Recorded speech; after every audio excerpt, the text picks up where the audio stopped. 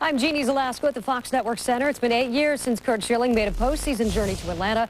Tonight he returns to the scene of the crime. He stopped the Braves' quest for a title once. Now the Diamondbacks need him to do it again. Tom Brenneman and Steve Lyons have all the action from Atlanta. Welcome to Atlanta, Georgia, and Turner Field. It's Game 3 in this National League Championship Series. Luis Gonzalez and the Arizona Diamondbacks took the opener behind Randy Johnson. Atlanta rallied in Game 2, so we come to Turner Field tied at 1 game apiece. And a pleasant good evening to you. Alongside Steve Lyons, I'm Tom Brenneman. Welcome, as always, to playoff baseball right here on Fox. Curt Schilling getting the ball tonight, Steve. He has undoubtedly been the most dominant pitcher in either league so far during the playoffs. No question, and a tremendous season during the regular year, too.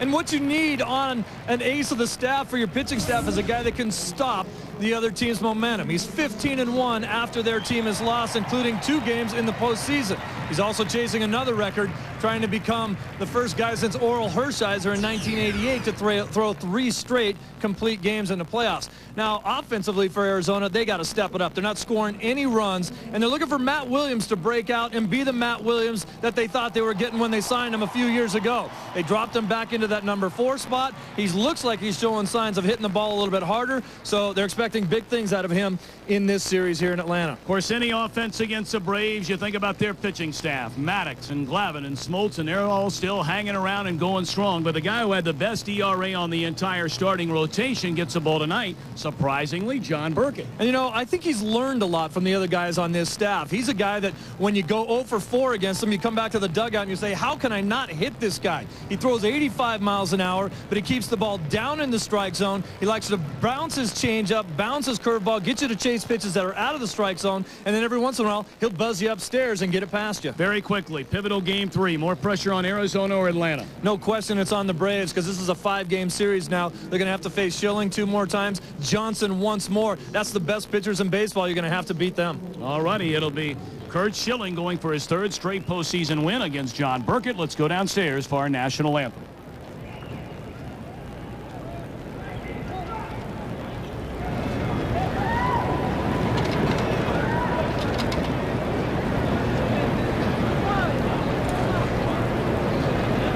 Ladies and gentlemen, please remain standing.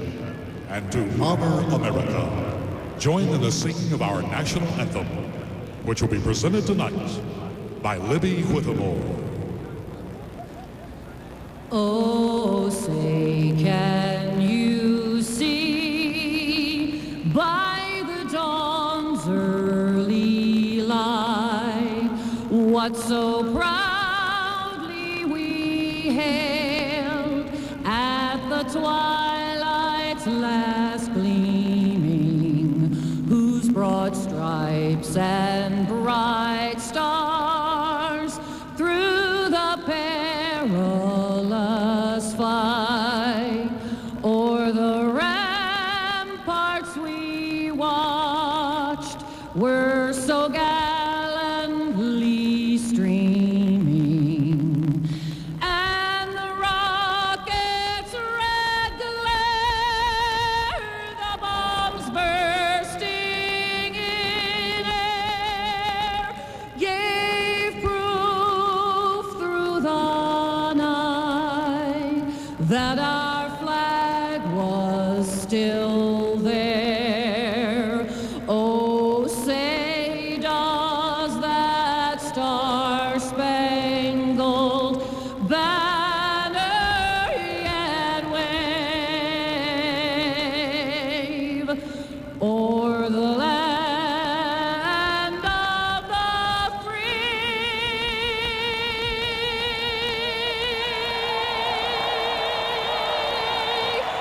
and the home of the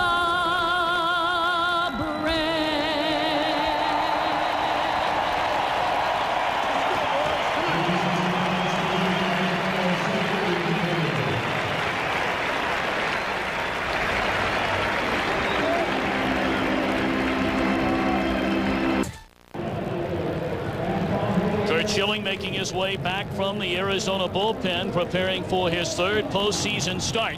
He had the complete game shutout, beating Matt Morris in Game 1 of the National League Division Series. And then, of course, came back, allowed the 8th inning solo home run to J.D. Drew.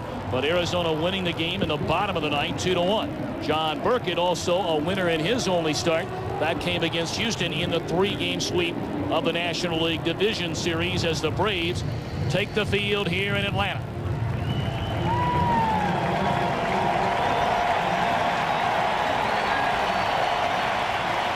One year ago, that man was sitting in his booth. 47-year-old Coshocton, Ohio native Bob Brenly, leading the Diamondbacks to 92 wins during the regular season and the National League's Western Division title. Let's take a look at his starting lineup tonight against Burkett. Tony Womack back in the lineup, nursing an injured right calf. He's at shortstop. Greg Counsell, a huge part of this ball club the entire year, and the big home run in Game 4 of the Division Series. Luis Gonzalez is in left. Matt Williams at third. Steve Finley in center. Reggie Sanders in right.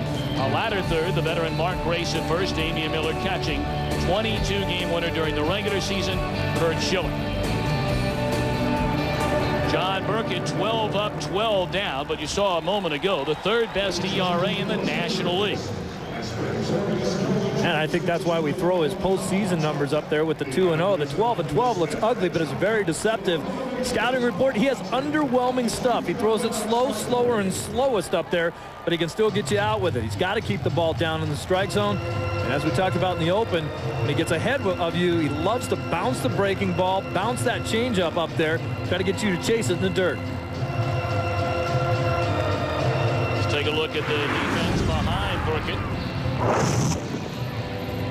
B.J. Surhoff in left, Brian Jordan in right, and the 3-time Gold Glove winning center fielder Andrew Jones will be patrolling everywhere in straightaway center. Chipper Jones, Julio Franco on the corners, Ray Sanchez and Marcus Giles up the middle.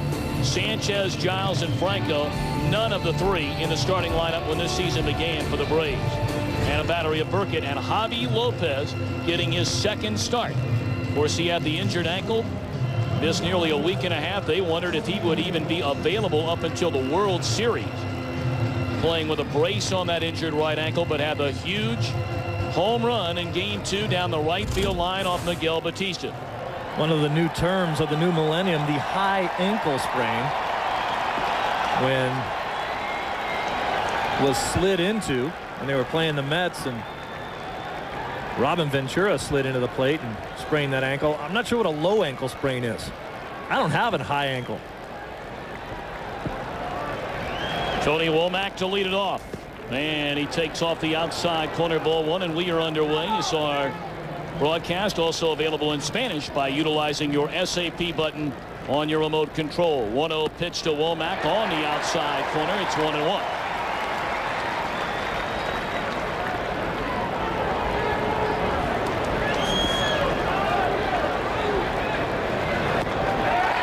Takes the off-speed pitch on the outside corner, and Burkett ahead at 1-2.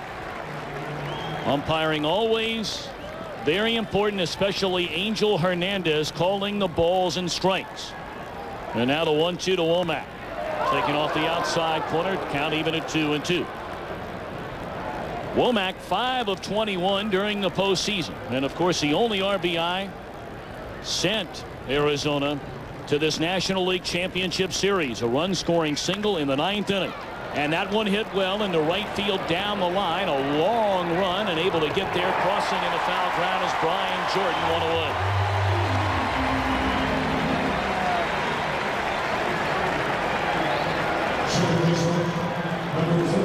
away. Our game tonight being seen live around the world by U.S. servicemen and women through the facilities of the American Armed Forces Television Service. All of America salutes you and appreciates what you're doing for our country. May God watch over you and bless you. Greg Counsell at .275 during the regular season. 4 home runs, 38 batted in.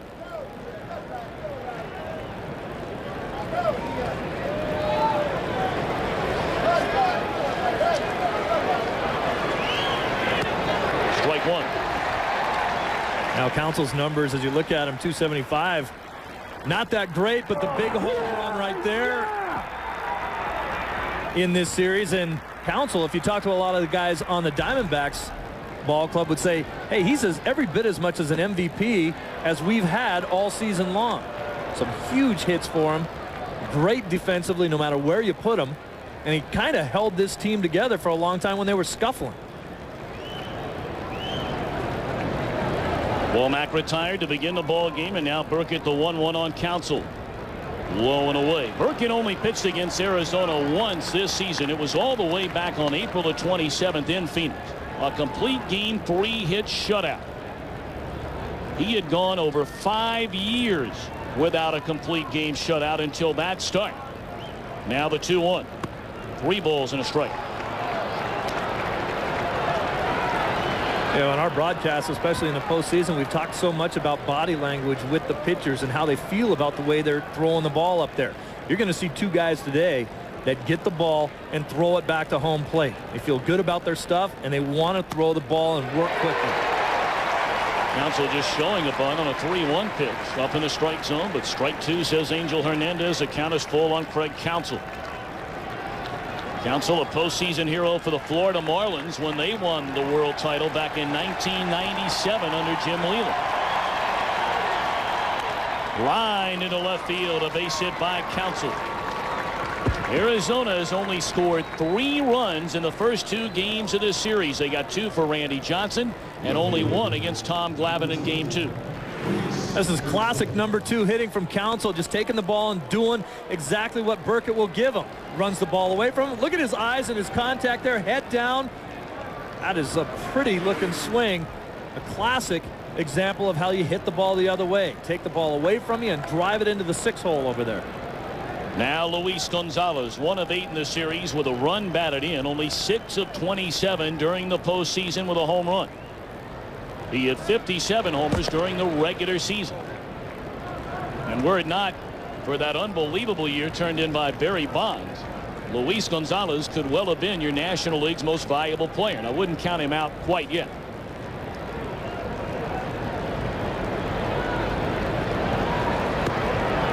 Ball 1 away. Look on Gonzo so far in the postseason is that guys are still trying to get inside and bury him in on his hands. I don't think Burkett's going to do much of that unless he cuts the ball in on his hands.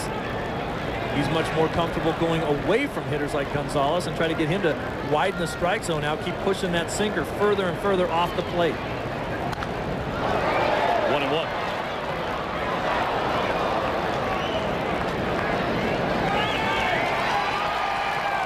The reason why that's kind of hard to do to Gonzalez and why a lot of people are trying to get in on his hands, they think they can still jam him, is that he stands so close to the plate. I mean, look at his back foot's right in this area.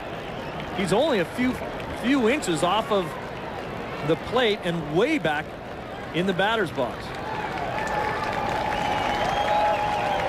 Counsell stole 6 bases during the regular season and was thrown out 8 times. Well, you look at this, if this is the outside part of the plate where Gonzalez has to cover, he still has easy coverage with his entire bat in that area because he's so close to home plate. Good shot of it right there with his back foot pointing right at the pitcher. 1-1 to Gonzalez. And that one into right center field. Andrew Jones will run it down. 2 away, and Counsell retreats back to first base.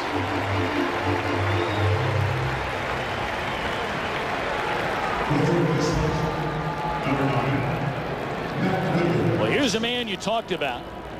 Matt Williams. He had 275 during the regular season, 16 home runs, 65 runs batted in. Only 4 of 23 during the postseason, but 3 of the 4 hits have come in the first 2 games of this series, including his only run batted in during the postseason. I talked to a few guys on the Diamondbacks today, and they said they feel like they're getting the old Matt Williams back. There's some confidence in his eyes that they see. He hit the ball well. He talked about the hits that he's had, but even his outs have been some deep fly balls, hitting the ball the other way hard. It's been a tough postseason for him with some of the hometown fans in Arizona booing him after some at-bats. He also made some comments recently about where he may like to play in the future that hasn't set all that well with some of his teammates, some of the people in the organization, and people around baseball, talking about the possibility of maybe going back and finishing his career in San Francisco, which is where he calls home.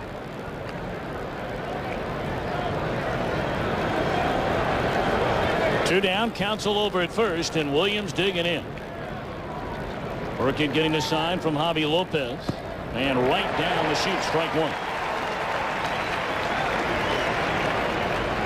Williams, of course, along with Jay Bell, back before the Diamondbacks expansion season in 1998, both signed a huge contract.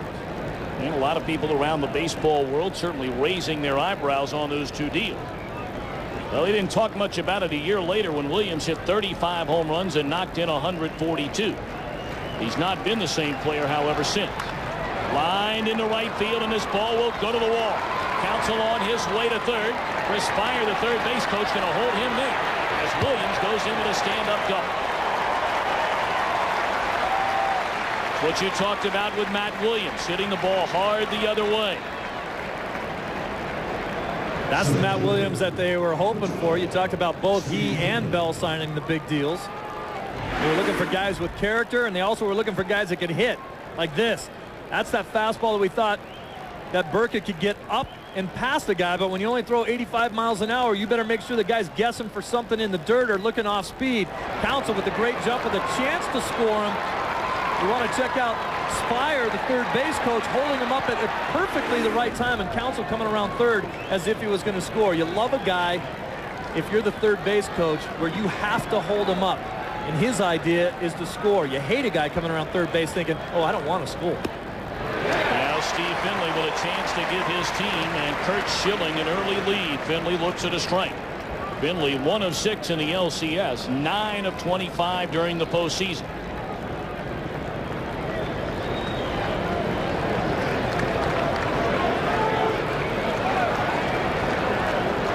To continue with my statement about guys coming around third, believe me, there are plenty of guys in the big leagues that come around third base hoping that the third base coach will hold him up. Counsell has no question in his mind that he'll score if he gets sent. Pitch up in the strike zone, and Finley chases. Burkett ahead, 0-2.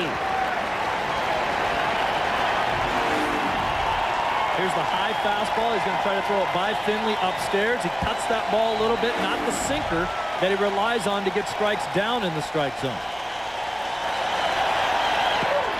Counsell bluffing as if to try and take off for the plate. That may have thrown Burkett off a little bit as that one sailed high and away. He sold it anyway down at third base. And surprisingly, Burkett throwing out of the stretch in this situation. Fly ball into right center field should end the inning. Andrew Jones waves off Jordan, and that is out. A couple of hits, 2 men left. Curt Schilling gets the ball. Going to the mound, Atlanta bats in the bottom of the first.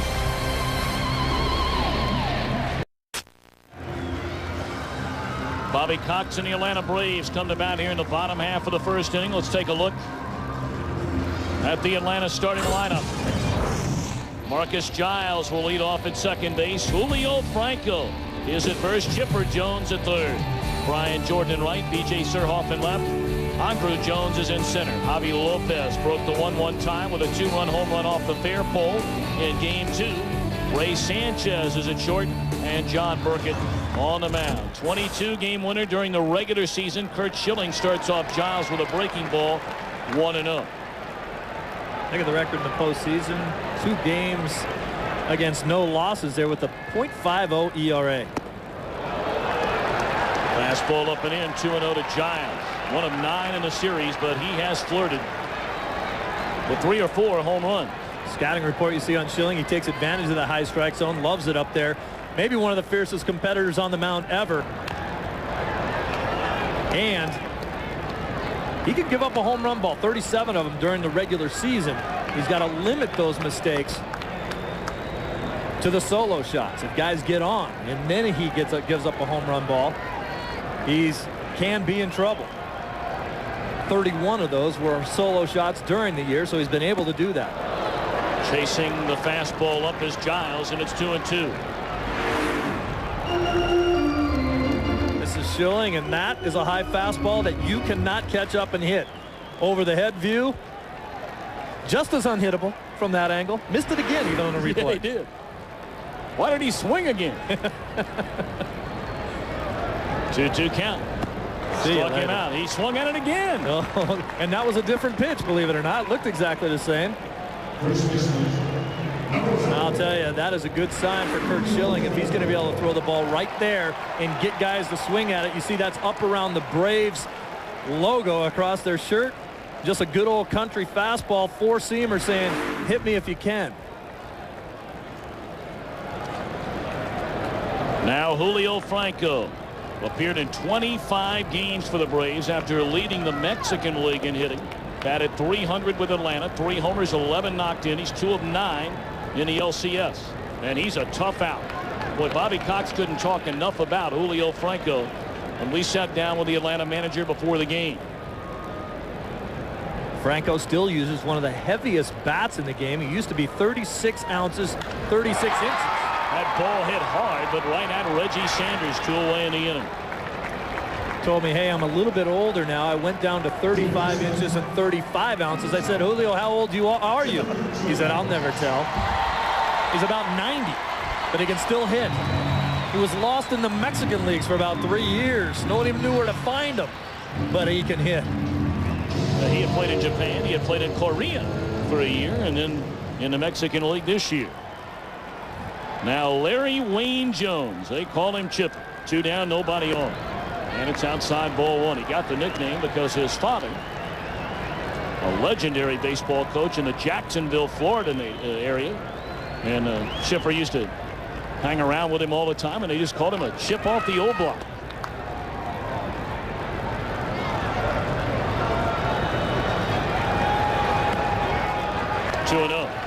I think Chipper's a little bit better than his old man was.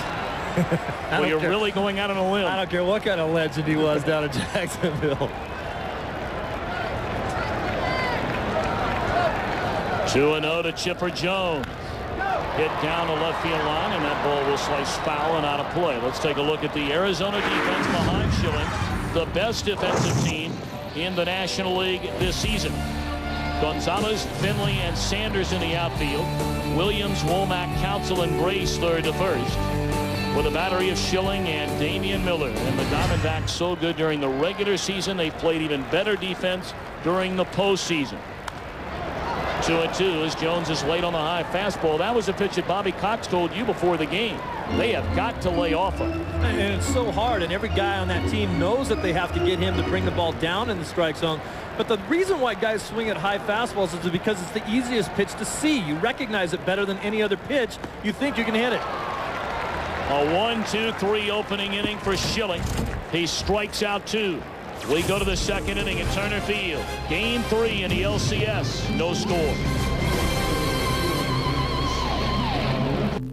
The League Championship Series on Fox is brought to you by Budweiser with the crisp, clean, refreshing taste you'll find in no other beer. This Bud's for you. By MasterCard. There are some things money can't buy. For everything else, there's MasterCard. And by the people of United Airlines. We are united. Top half of the second inning we go at Turner Field. No score. Arizona getting a couple of hits in the opening inning, leaving 2 men on base. Curt Schilling set down the Braves in order in the last of the first. Reggie Sanders, a former Brave, to lead things off here in the second. Ball 1 in. If there's anyone who would know John Burkett, it's the Arizona manager Bob Brenly. Bob Brenly used to catch John Burkett back in 1987. Then after retiring as a player, Brenly went to the broadcast booth, came back as a coach under Dusty Baker when Burkett pitched for the Giants. Won 22 games, you may remember, back in 1993. And we had a chance to check in with Bob Brenly and talk to him about John Burkett. Swing and a miss, 2 balls and a strike. It's amazing, isn't it? Here we are in 2001, and that's going all the way back to 1987. That just makes you old, is all. Well, after they lied about your age in a major newspaper today. Swinging a foul ball back out of play, 2-2. Yeah. I don't know who you're paying off for crying out loud. 36. Are you kidding me? You were 36 100 years ago. You're right about that. I just, it's really good makeup. It doesn't show the wrinkles. That's right. You should try some. Yeah.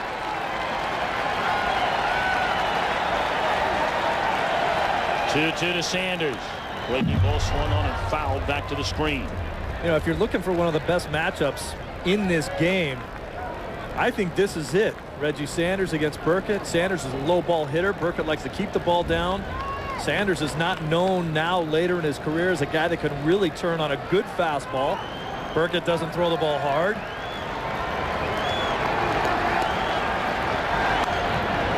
Found out of play again. Saw Burkett is really taking care of Sanders in their prior meetings. But it's been a different Reggie Sanders this year than the one that played for Atlanta last year. Yeah, the numbers certainly don't pan out. 4 for 27 in his career against Burkett. As you talked about, Bob Brenly says that he is quite a bit a different pitcher than he was back then, certainly in the 93 year when he won 22 games. Says he throws less strikes now.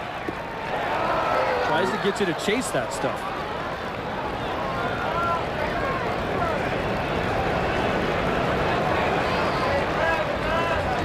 Sanders, a huge addition to this Arizona team this season. Hit 33 home runs, knocked in 90. They really took a flyer on Sanders, coming off a very disappointing season a year ago with Atlanta. 3-2.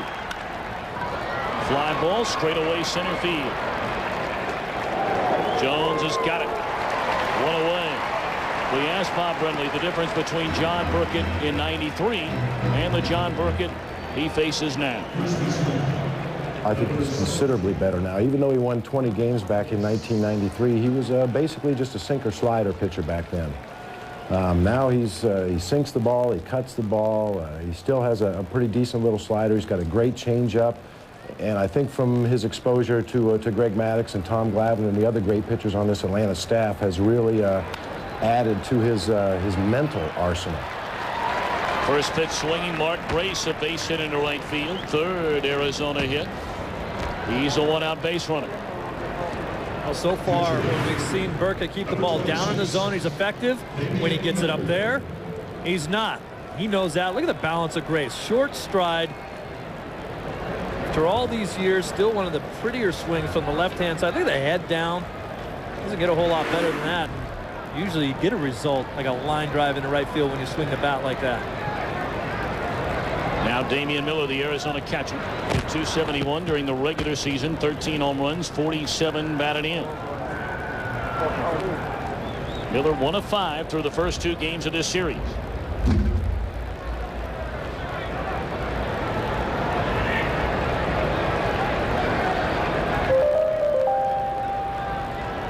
Atlanta, more so than any other team in the major leagues, will overplay defensively. Each and every batter, because their pitchers, their starting pitchers, are so good with their control at putting the ball where they want to put the ball that you can do that. And for the most part, most of their pitchers like to live on the outside corner. They will show you inside. They'll try to back you off the plate. There's a classic example right there. Tommy Glavine, who just paints the outside corner all day long, and then every once in a while busts you in there. Not often. Still throws hard enough to break your bat when he does go in there, just enough to keep you honest. And then he starts throwing the changeups away, little backdoor sliders. Tough. On the inside corner of strike. There's a perfect example. Generally, when you see a defense playing like Atlanta is playing here, Andrew Jones way over into right center field, very shallow in right is Jordan. It makes you think they're going to pitch a guy away. That's where the strength of the defense, he hits it that way. And that's generally what they'll do, but as we talked, occasionally you got to back a guy off the plate. Now they'll go out away. Strike 2. The old theory, pitch him away, play him away. It's when you get in trouble. If you hang a breaking ball or you come inside when you don't want to, and Miller hammers one into the left center gap that Jones can't get to and ends up being a double, possible triple. Of course, with Jones out there, he can cover some ground, man. They try the inside corner and miss. Burkett so good this season for the Braves. Gets very little publicity. An all-star for the second time in his career, the first time since 1993. Hey, here is the big gap between these two outfielders here, but Andrew Jones can run some stuff down. He's nice to play center field with. They get him to hit it into right. Waiting is Jordan. 2 away, and Grace remains at first base.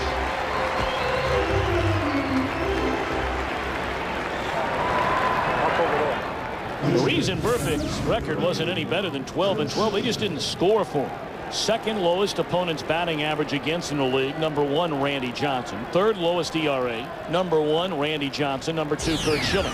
And the 6th most strikeouts from a guy who won't throw it any more than 84, 85 all night. Strike 1 to Curt Schilling.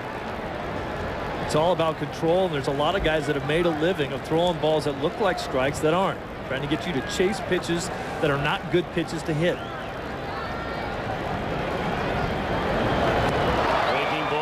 Swing and a miss 0-2. Schilling only 11 hits in 83 at-bats this season.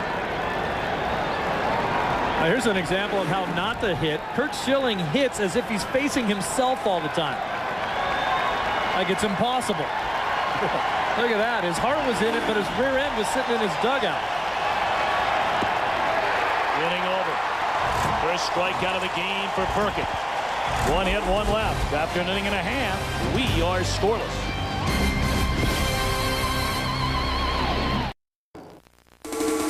League Championship Series on Fox is brought to you by Capital One. What's in your wallet?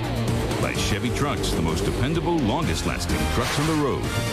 And by Sprint PCS, the clear alternative with cellular.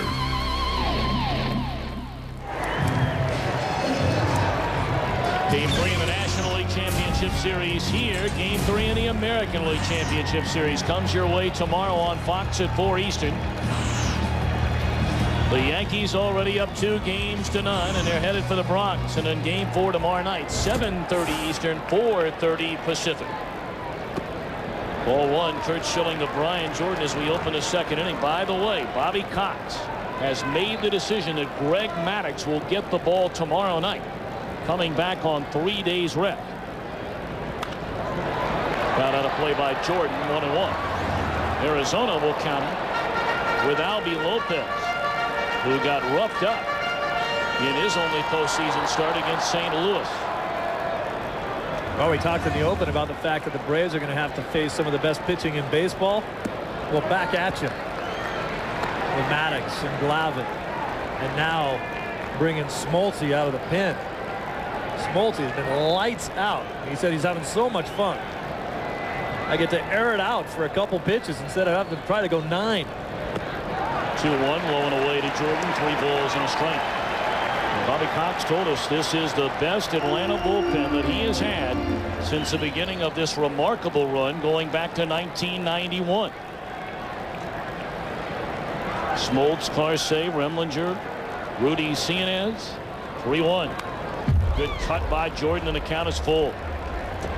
And when you look at both of these teams have struggled offensively. The Braves have struggled offensively for a decade. I mean, this easily could have been the team of the decade of the 90s, and it ended up being the New York Yankees. I think everybody would agree with that, but I think a lot of the reason why this team was unable to put 3 championship rings on their fingers because they couldn't hit. Still 3-2.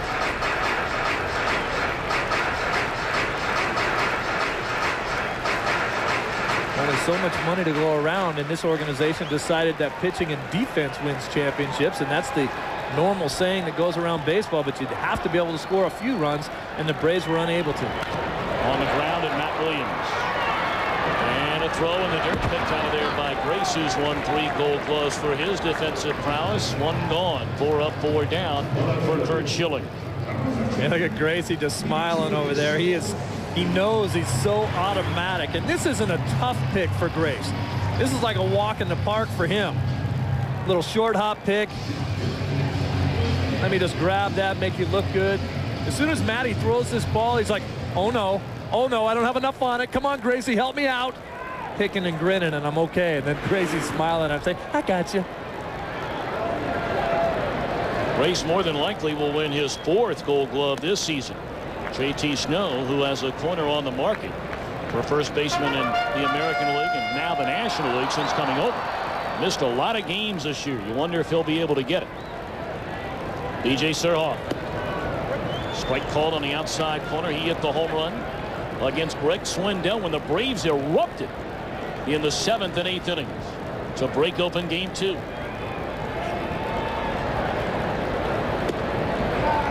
Two and one to Surhoff.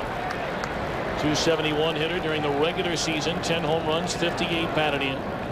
4 of 15 during the playoffs. And those were disappointing type numbers for the regular season with the 10 home runs and less than 60 RBIs. Hitting in the spot that he's hitting in this lineup, they expected much more out of him.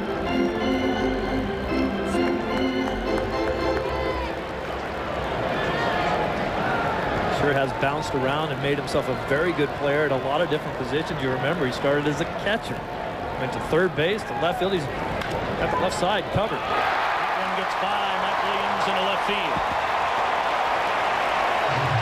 That's a play Williams should have made. We'll see how they score.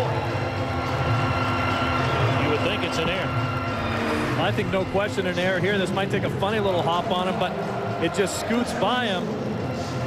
I think a lot of people in that situation would say, why didn't he take one more step to his left and get totally in front of that, so if it does miss, it hits him off the thigh and you can knock it down and throw him out. He has scored an error, and even Matty knows that that's an error. He knows that he'll catch that ball way more times than he'll miss it. Now Andrew Jones hit 34 home runs during the regular season, knocked in a team high 104. First pitch swinging a mile high. Finley calling off Womack. 2 away in the inning. Well, Andrew Jones, who swung the bat so well during the division series, now only 1 of 7 in the league championship series. And this is the pitch that's just high enough that he can't get on top of it. I think Jones was just baiting him to throw him a first pitch fastball up like that, saying, I can get on top of you and I can drive you out of the yard. Now he just barely misses this, but that's the difference. It's only, we're talking about an inch or two for Schilling. If he drops that ball down a couple inches, that ball is in the seats somewhere. But Schilling is good enough to ride it up there just high enough to get you to swing at it, but you can't hit it. Now Javi Lopez with a game tied at 1. Went down the right field line against Miguel Batista. A 2-run home run that put the Braves up 3-1. They never looked back. They roughed up the Arizona bullpen to send it back here to Turner Field at a game apiece.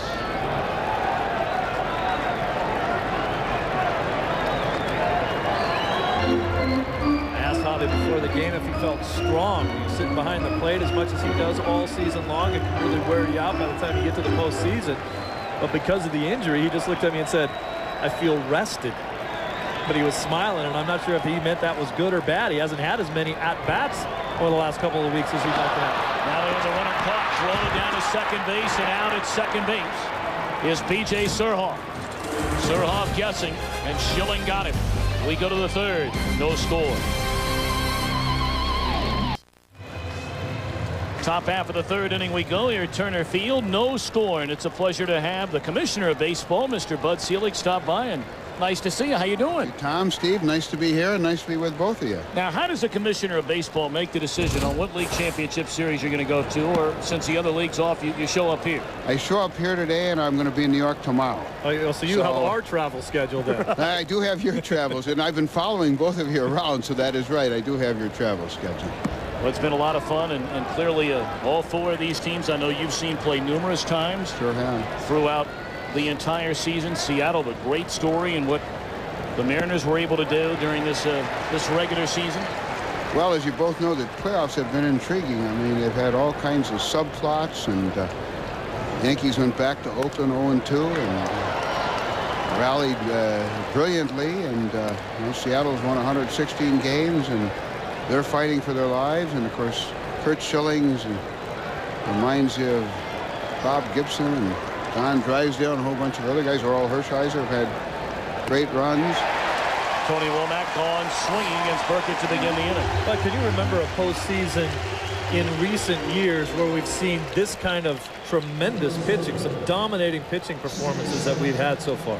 You know, I can't, Steve. And what's interesting to me is that people generally have been very concerned, and they are with me, about the offense and people breaking home run records, and look what they're all doing. But the fact of the matter is, as you both know, good pitching will always dominate, and it has really dominated in the postseason. Lots of 20-game winners this year. So absolutely. With the era of the offense, we've still seen guys like that guy right there, Curt Schilling, and others around the league that certainly have been able to get it done on the mound as well. No question about it. In fact, runs scored were down this year, and home runs were down. So, and good pitching will always beat good hitting. And but this year, you're right, it has really particularly been very, very effective.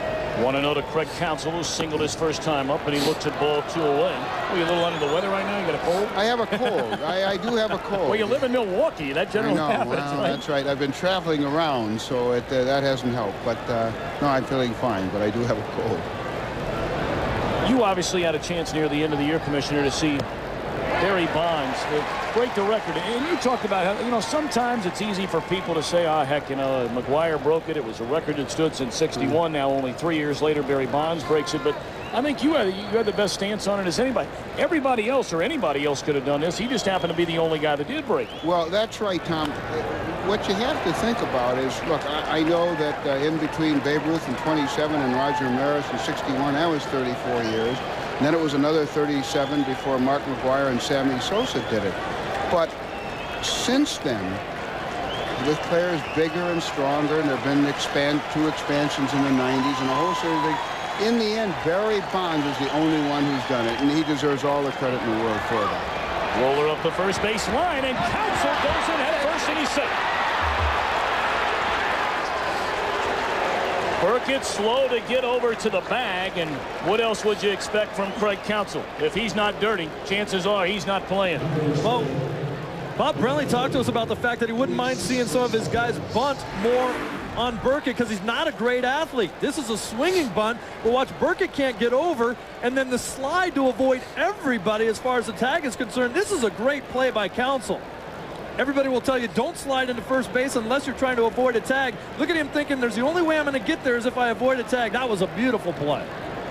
You know, I've known that young man. His father worked for the Milwaukee Brewers, and I can remember when he was 9, 10, 11 years old, he'd be hanging around the office every day. He's really remarkable. Did he slide into his dad's office that way? He may have. Gonzalez bounces out to Chipper Jones. Counsell on to second base. Craig makes his year-round home now just outside of Milwaukee. Still makes his home there in Wisconsin. Sure does. Mr. Commissioner, before I let you get out of here, I want to ask you, and it's a question that everybody's talking about and wondering about, the labor situation. What is going on? What can you tell us? Well, what I've said, Tommy and Steve, is that since September 11th, just getting the game back, changing the schedule, playoffs, we've had so many things to be concerned about. And I really do want to say I'm proud of everybody who's been associated. I hope in our own small way that we've helped the country recover from the horrific events of September 11th.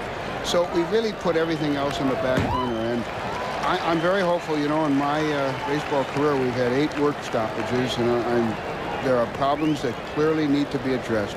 But I'm very hopeful and confident we can do it in a quiet and sensitive way, and so we continue the great popularity and renaissance that baseball is going. So when the season's over, we'll get back to all that very quickly. Well, Mr. Commissioner, I know I speak for all the baseball fans and all of those of us who are employed by Major League Baseball teams and say congratulations to you and thank you to you in the way you handled the whole situation, because I'm sure that had to be as tough a decision-making process as you've been through, even more so than the '94 strike situation. Well, it was probably the toughest thing in my 30-some years in baseball, because frankly, Tom and Steve, I wanted to do the right thing. I wanted us to be helpful and to participate in. When I watched all these pregame ceremonies, particularly the one with Jack Buck in St. Louis that first night back, I knew then we had done the right thing, and I knew that we had touched the right chord, and we've continued to, and I hope it'll continue, obviously, through the playoffs and the World Series, and then we'll get back to all the problems that face us and hopefully get them solved. Now, having said that, with the issues on the back burner, is this not the most optimistic time for our country and for a quick settlement maybe between both sides, given the fact that the country has really pulled together after the tragedies of September 11th. Well, there's no question that is a strong factor, and I understand how people feel wherever I go. They articulate that to me. So yes, Steve, I'm sure that's going to be a very strong factor as we move forward. We want to continue to help in the healing process. 2-1 to Matt Williams. Counsell at second base, and a breaking ball is away. 3-1 to Matt Williams. So, Mr. Commissioner, I know there are a lot of people when you come to Atlanta and anywhere around baseball you want to see, but thank you for taking the time to come up and see. Thanks, Tommy and Steve. You're doing a great job. I've enjoyed you both during the playoffs. Thank you very much. Thank you. Commissioner Bud Selig, kind enough to stop by and see us here in the booth. And he'll be all over the place here in the next couple of weeks. LCS, and then on to the World Series, which begins here on Fox next weekend. Big pitch right here for Burkett. Williams doubled his first time up. This one shot foul. 3 balls and 2 strikes. No score, top half of the third inning. Tommy, you wonder why John Burkett has the great ERA. This is a 3-1 pitch, a ball that you're just sitting on, but look where he throws it. A breaking ball that's down, looks like a strike. He knows the hitter wants to be aggressive, and he throws a pitch to you that you just really can't put in play with any authority and gets you to swing at it.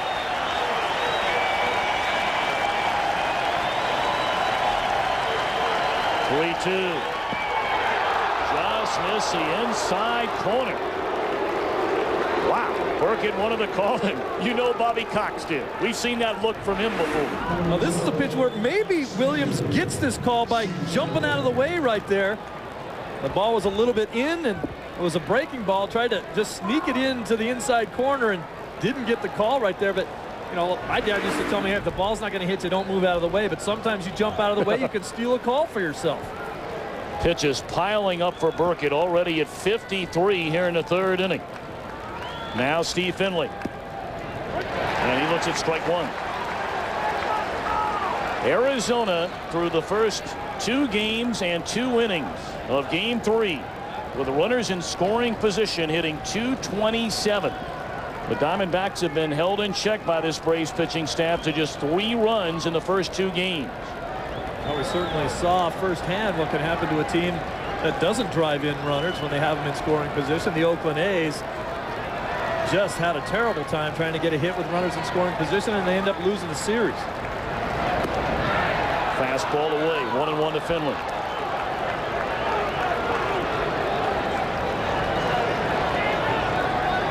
I think a lot of people around baseball had a lot of respect for guys like Burkett, guys like Glavine. You know, when you see the Schillings and the Johnsons, guys that can just blow you away, and you see the numbers that they get up there. That one hit down the left field line. It'll go to the wall. Counsell on his way around third. He'll score. On his way to third is Williams. They'll wave him around.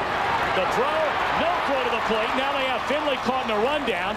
Chipper Jones tags him out. But Steve Finley with a 2-out, 2-run double to left. A big base hit for Arizona. And, you know, Tommy, a lot of people will say that's a big mistake there, but Finley's going to trade the out for the run right there. If they throw the ball home, maybe they have a better chance of getting Williams. So Finley delivers for the Diamondbacks. He's given Curt Schilling a 2-0 lead.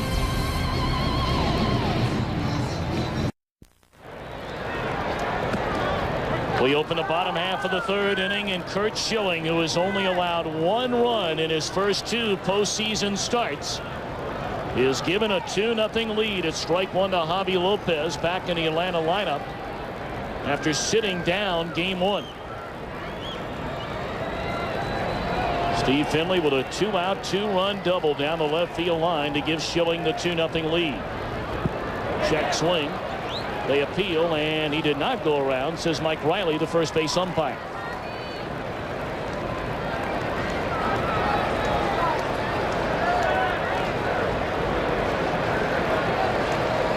Talked about Lopez hitting that 2-run home run down the right field line against Miguel Batista. Batista only allowed 2 hits, but 3 runs. And it's so important for this Atlanta ball club having Javier Lopez behind the plate. It seems like whenever the postseason comes around, this guy is getting the big hit.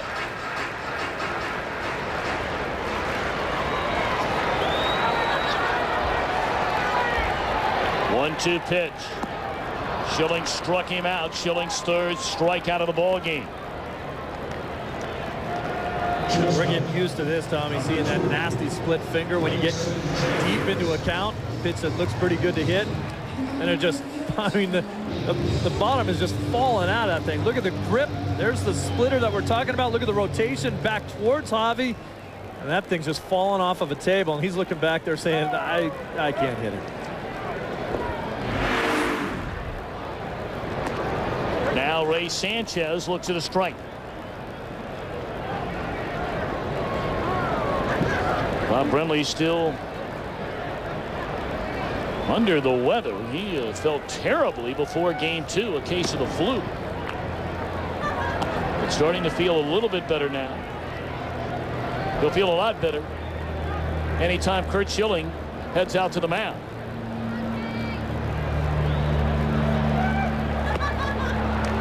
One and two. I think that what happens to a lot of players, and even us to a certain extent, you do games all the way through the summer. School starts, you don't really notice it. You get into the fall, we still think it's summer, and it's not. Brenly's sick. I talked to Andrew Jones. He's not feeling well. Flu-type symptoms as well. Stuffed nose, not feeling 100%. Well, Schilling's feeling 100%. Back-to-back strikeouts to begin the third inning. Get to the point where we're in the middle of October, and we still think it's summertime. Schilling again. I'll tell you. Watch when this ball gets halfway to home plate. And watch it just start to drop and drop and drop, and Miller just taking it off his shoe tops.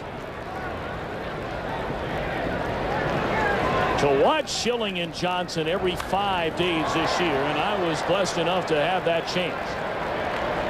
You had to see it to believe it. It's easy to walk in and say, boy, the 1-2 punch of Johnson and Schilling is unbelievable. It's even more so when you see it every 5 days. Schilling struck out 293 batters, walked 39. And look what these guys have done so far in the postseason. And I think that was the point I was trying to make about guys like Burkett and Glavine. Those guys, neither one of them can break a pane of glass with their fastball. They have to trick you. They have to rely on location. So some people even give them more credit to say, hey, they don't have the natural gifts that those other guys do, and they still get a lot of wins. You know, we're seeing a tremendous contrast between the two pitchers, and we will in this series. Fastball, strike 3, and Curt Schilling fans aside in the Atlanta third. He has 5 strikeouts in the game. End of 3. Diamondbacks lead it 2-0.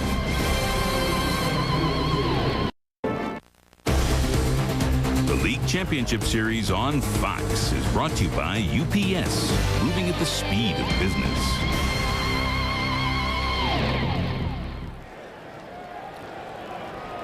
Two 2-0 Arizona as the Diamondbacks bat in the 4th inning against John Burkett. It'll be Reggie Sanders, Mark Grayson, Damian Miller. 2 runs, 5 hits for Arizona. No runs, no hits for Atlanta. Wear the new MLB Authentic Collection Premier Jacket of your favorite team, featuring rich top nylon and fleece lining. That one rolled barehanded by Jones. What a play.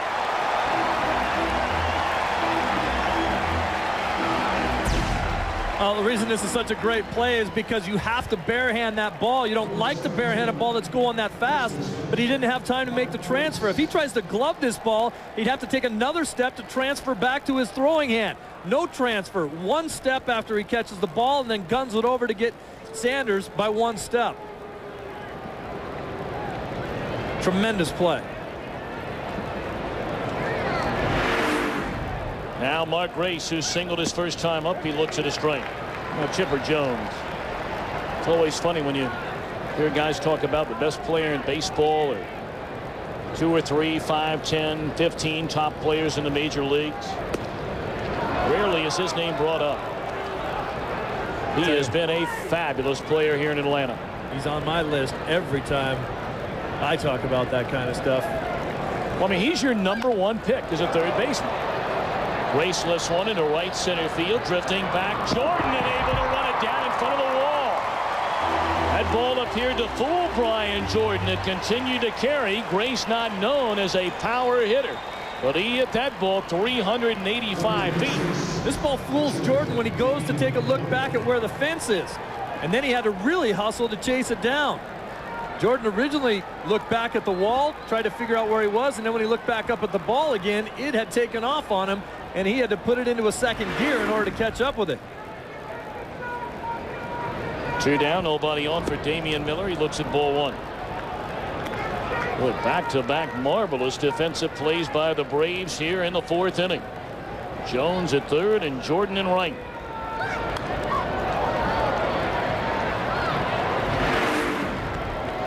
Look at Jordan right there. He takes a look back at where he is, and then he says, whoa, the ball took off on me. I got to kick it into another gear in order to get there. But, of course, he has that kind of speed to outrun some of the mistakes that he makes out there. Speed's a nice thing, isn't it? Oh, yeah. High and tight to Miller. Of course, Jordan, the former 2 sport performer. Played defensive back in the NFL. In fact, an all-pro with the Atlanta Falcons. Yeah, that was sort of like a wide receiver turning him around and then saying, oh, I have to close now. I guess I will. That one line towards Jordan. He's got it. 3 excellent defensive efforts in the inning by the Braves. They bat in the bottom of the 4th, down 2.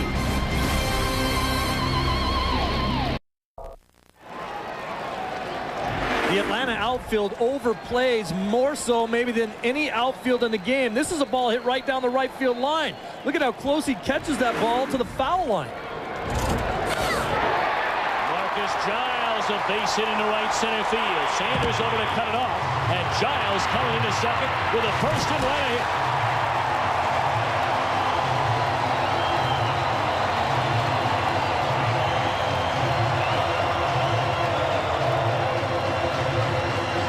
Giles has hit some balls hard in this series.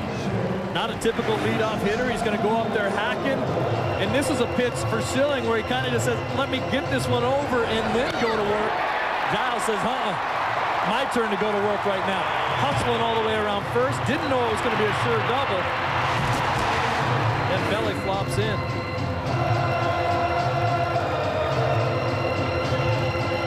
Giles had the home run on the very first pitch from Miguel Batista to give Atlanta the lead 1-0 in game 2.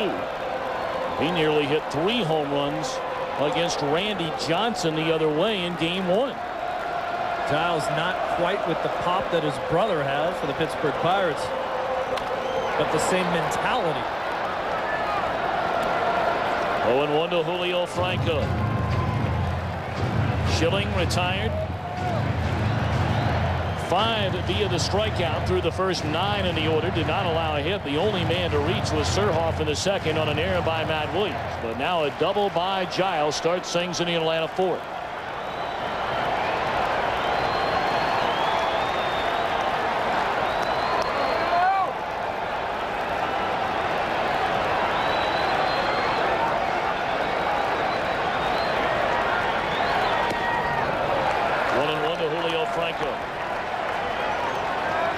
When they picked Franco up out of the Mexican League, he was leading the league in hitting. Bobby Cox asked, well, Pat Corrales had him in 1984 when he was playing with the Indians. How old is this guy? They said, we don't know, but he's leading the league in hitting. So Cox said, all right, I'll take him. Playing for the Mexico City Tigres.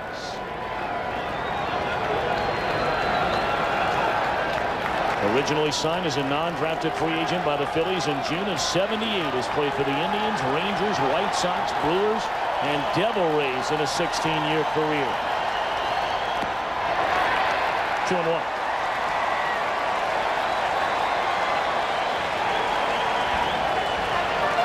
Chipper Jones waits on deck.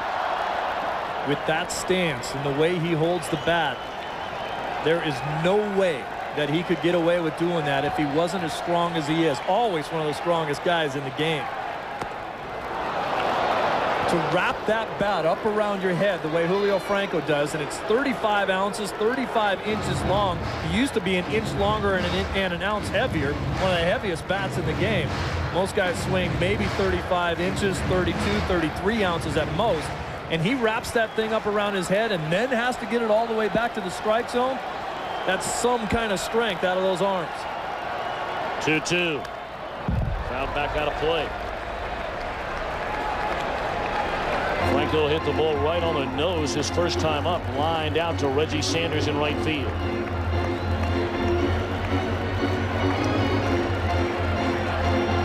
And for the people that aren't regular viewers of Fox baseball, this right here is what we call our Fox box. That diamond there represents the runner on second base.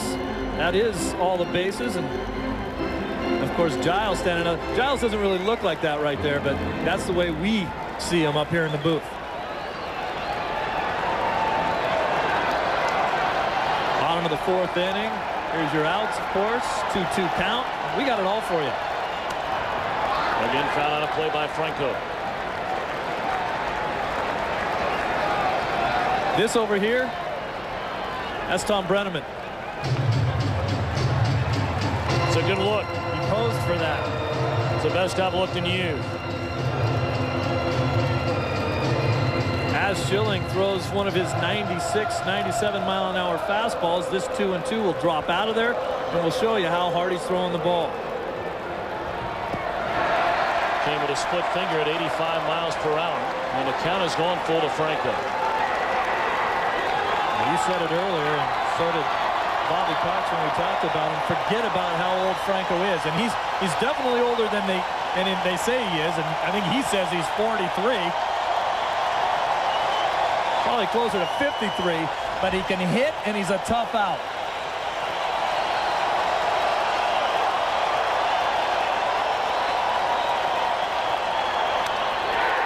Into right field, Sanders is there, tagging is Giles. He's coming to third, and the throw is offline. Two ropes off the bat of Franco, but both of them right at Reggie Sanders. He does advance the runner to third, one away in the inning. Always a great opposite field hitter, but he had a reason to go the other way, trying to move the runner over with nobody out. Giles does a great job of tagging, still has pretty good speed, not electrifying base-stealing type speed. Franco knows he got the job done, would love to have had that ball go into a gap, but in playoff baseball, it is all about moving the runners over when you're supposed to get it done, especially in the National League. And then, of course, getting them in, and now that's up to Chipper Jones. Runner at third, one away. Strike one from Schilling on the outside corner. Jones struck out swinging his first time up.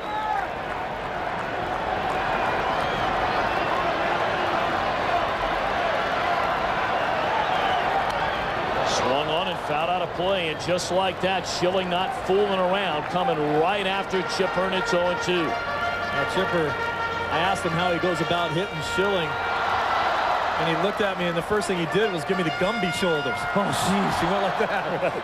He said he's always got a funny wrinkle for me. He said last time I faced him, he started me off 3 straight at-bats with breaking balls. He said he never does that to me. He said, I got to look for the fastball because I have to respect 96, but he's got that nasty splitter.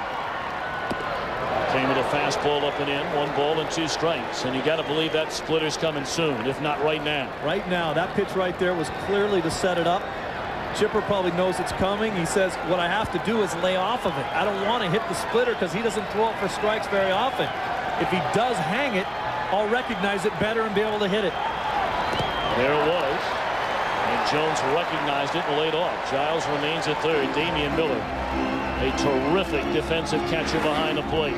And he has to be, because these guys love to throw that splitter in the dirt. Watch him get on his knees, get his glove out there.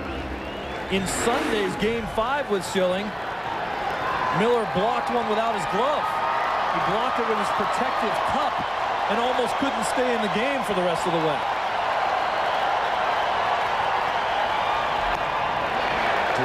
3-2. Well, Schilling got ahead of Chipper. No balls, 2 strikes. And now he's missed on 3 straight.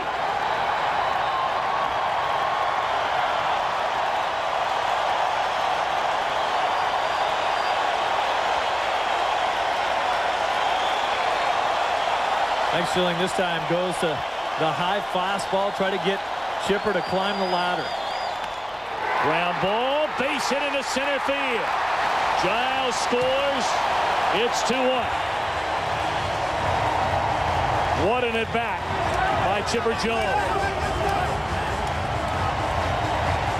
It's almost automatic death when you go down 0-2. There's a nasty fastball in the outside corner. Another one, he gets it by Chipper. Up and in, ball one. The splitter down to even the count at 2-2. He misses there, and now right down the middle, and Chipper shoots it right back up the middle. Great at bat by Chipper Jones. Jones knocking in his 6th run of the postseason. And now Schilling faces Brian Jordan at strike one. It's only the 2nd run that Schilling is allowed, and this is his 3rd start of the postseason.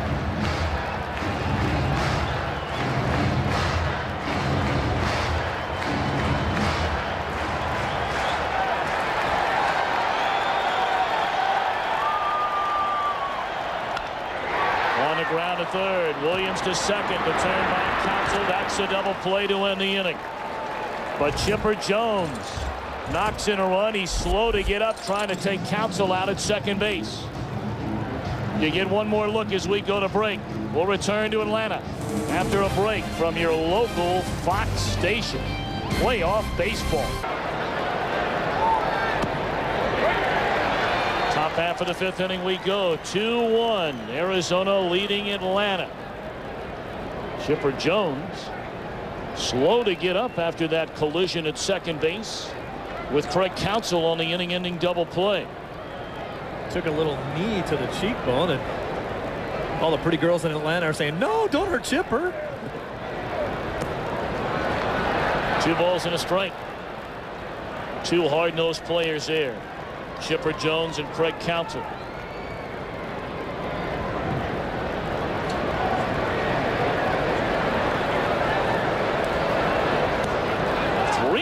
To Schilling. I like the new approach with Schilling here. He's thinking to himself, I can't hit, so I might as well just stand up here. Maybe he'll walk me. And he,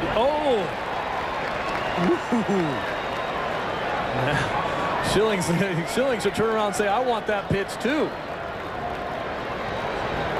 3-2.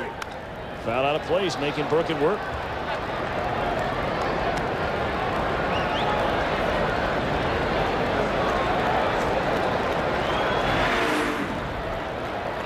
Schilling just hanging in there. And a base hit into right field by Schilling. Jordan had a thought of throwing in the first, but Julio Franco didn't come over to cover the bag. They may have had a shot there on throwing out Schilling. Maybe. Now, you remember Julio Franco playing a noon position. That's a weird play. Look at the base hit by Schilling. Watch Jordan charge this ball because he wants to come up firing to first base and get Schilling, because we know that he probably isn't running that hard down the line. Half the pitchers in the National League, after they hit the ball, don't know where first base is. Let's see if they ask Womack to bunt. No, on the first pitch, a line drive foul, third base side. Womack 0 for 2.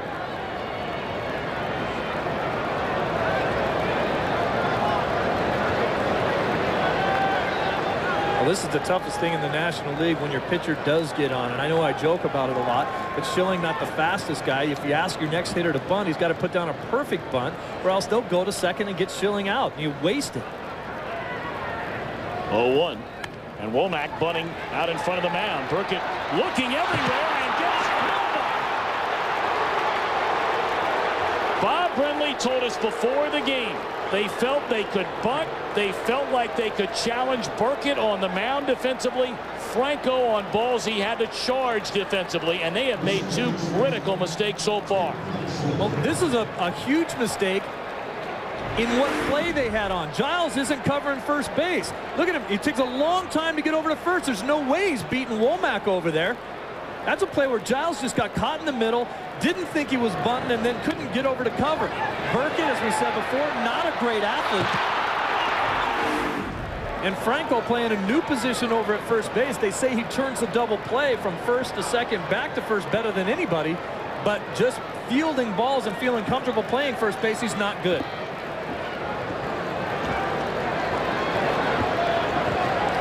Now Craig Counsell with Schilling at second. Womack at first. You got to believe Counsell's going to be asked to bunt. Where does he bunt it if he's asked to do so? Well, in this case, he's got to bunt the ball to the left side. Get Chipper to come in and make the play so that Schilling can walk to third. Which he does. Foul.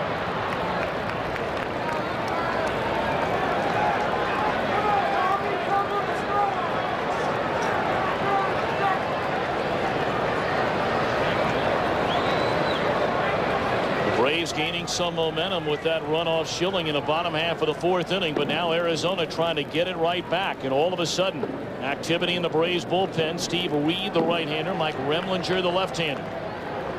The Diamondbacks have 7 hits already against Burkett.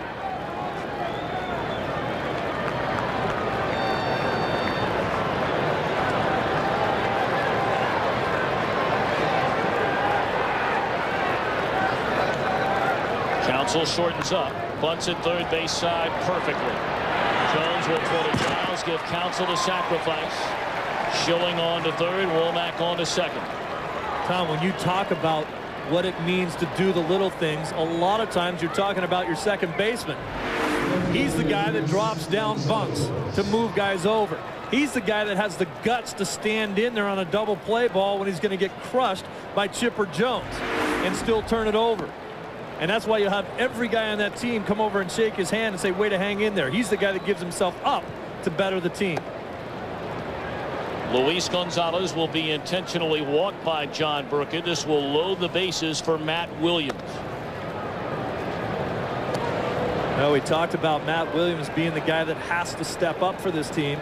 The guy that was showing signs of turning things around with the deep fly balls in game 2, with the way he swung the bat so far in this game. And Matt Williams is also the kind of guy that will turn it up a notch if you walk someone in front of him. It's a pride thing at that point. Matt Williams doubled down the right field line in the opening inning. He walked and scored in the third inning, and now Lopez out to the mound with Burkett. Chipper Jones will listen in. This is a huge at bat in the ball game. With Schilling on the mound, granted he's given up 1 run through the first 4 innings, but Steve, he doesn't figure, and you never know to give up 3, 4, or 5. Exactly right. With the way he's pitched in his postseason, if you can get him 3 or 4 runs, you're really talking about changing the way the game has to be played for the rest of the way out. Bobby Cox is now going to come out. And the night is over for Burkett. He has already given a signal for the sidewinding right-hander Steve Reed in the bullpen. So it's time for our AT&T call to the bullpen. Burkett last only 4 1/3 innings, in large part because of his defensive play on the mound. We'll be back.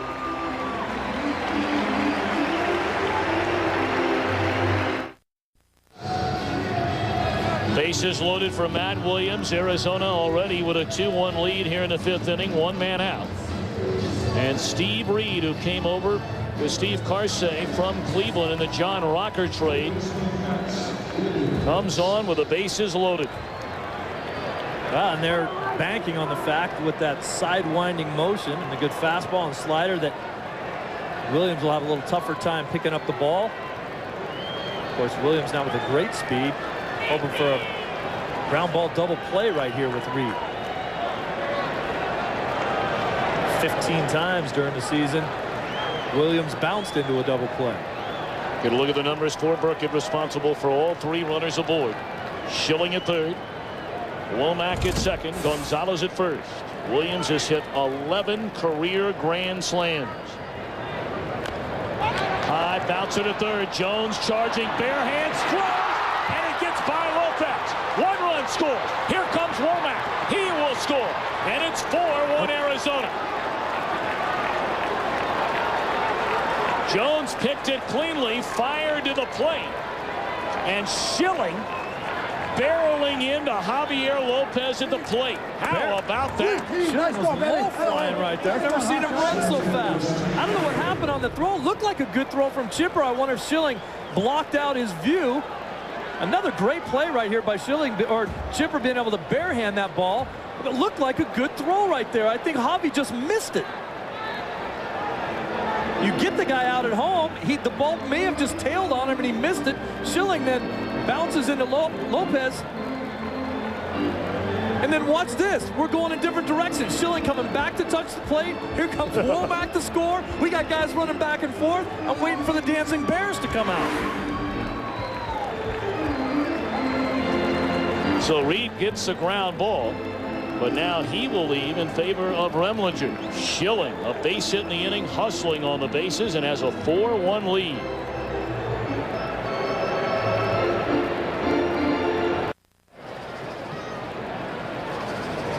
Curt Schilling started this inning with a base hit into right field.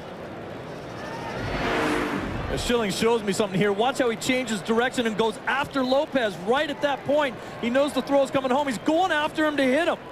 You got to do that, and now he's going to go back and hit Womack. And then he says, oh, he's on my same team. I better not hit him. And Finley, a base hit off the glove of Franco into right field. Scores Gonzalez. Williams on his way to third. And Arizona now with a 5-1 lead here in the 5th inning.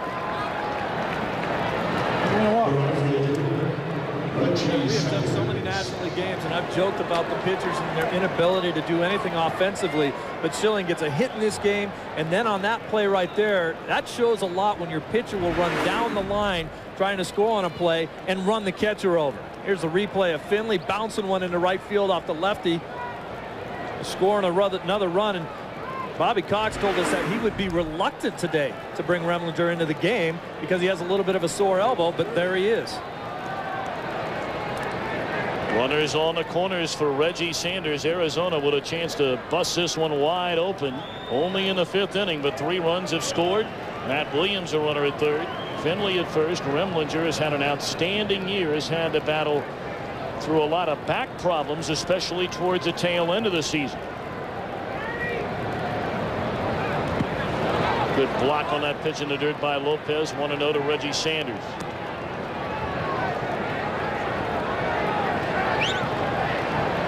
A base hit by Schilling started the inning, and then a misplay defensively by the Braves kept the inning alive when Tony Womack was trying to give himself up with a sacrifice. The wheels have fallen off since for the Atlanta Braves.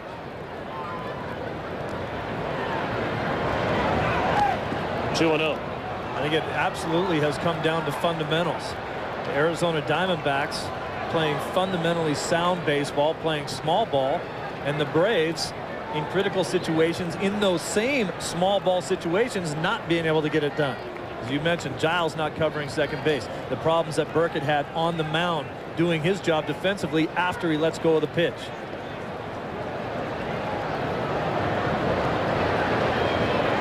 To Sanders. Fastball high, 3-0.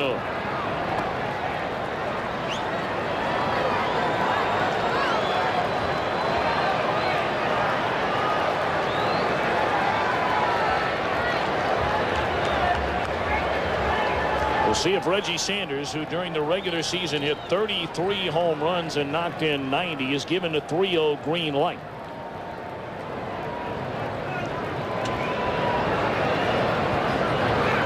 You betcha, and he's tardy on a fastball. Well, that'll make you crazy, won't it? 3-0 green light. You got to be looking dead red.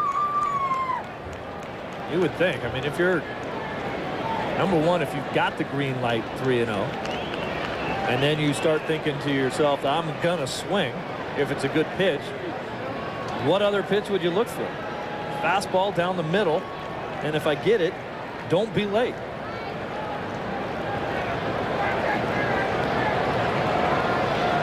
Three-1 to Reggie Sanders with runners on the corners and one away. Good off-speed pitch there by Remlinger. 3-2. Boy, what a good pitch.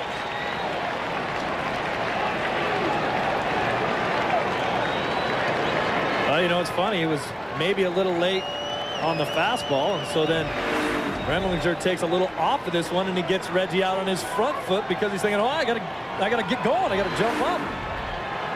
That's what pitching's all about, is just disrupting the timing of the hitter. Burkett only lasting 4 1/3 innings here tonight. The infield now comes in. And a throw to first, sending Finley back to the bag. Won't be surprised if Finley gets started on his 3-2 pitch upcoming to Sanders. Finley still runs very well.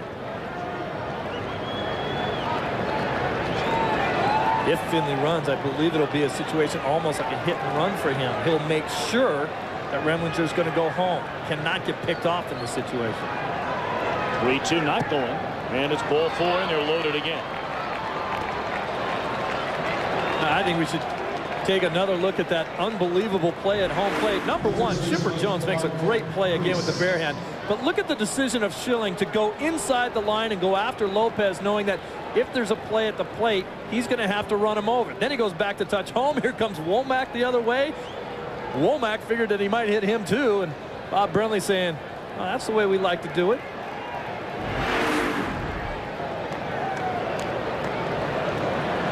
You talked about it during the commercial break. Bobby Cox likes his bullpen. In fact, more so than any other team he's managed, but not necessarily in the 5th inning. No, he doesn't. He did not want to have to use them this quick. As we said before, Remlinger with some problems towards the end of the year with his back and his elbow. One of the only lefty out of there. And you're going to have to start going to the right-handers. Now Mark Grace. Breaking ball in there, strength. He was able to use those guys for about an inning at a time and even less before you get to Smoltz. There's a big breaking ball for Grace, and Grace looks at it, jelly legs him a little bit. Lets it go by for a strike.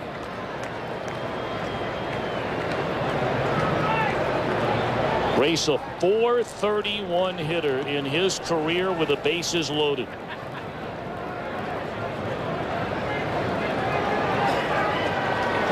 Pretty good. They're loaded here in the 0-1.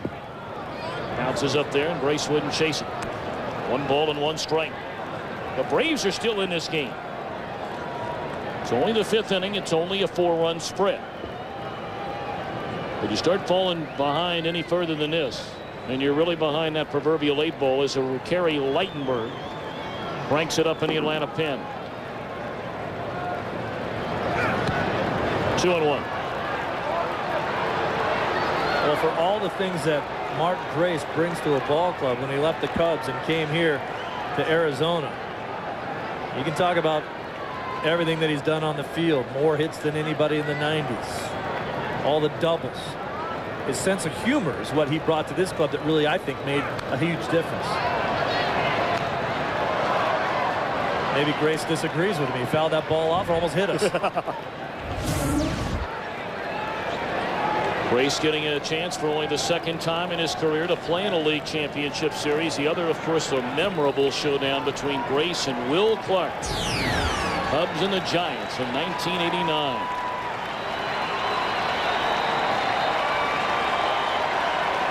Two to Grace. Ground ball should be 2. There's one. The turn by Giants. It's another play. And Remlinger gets out of the inning. But Arizona strikes for 3. We play 4 1/2. 5-1. Diamondbacks in front. The League Championship Series on Fox is brought to you by Pizza Hut, where this fall you can get one of our delicious pizzas for an unbelievable low price. And by Visa. It's everywhere you want to be.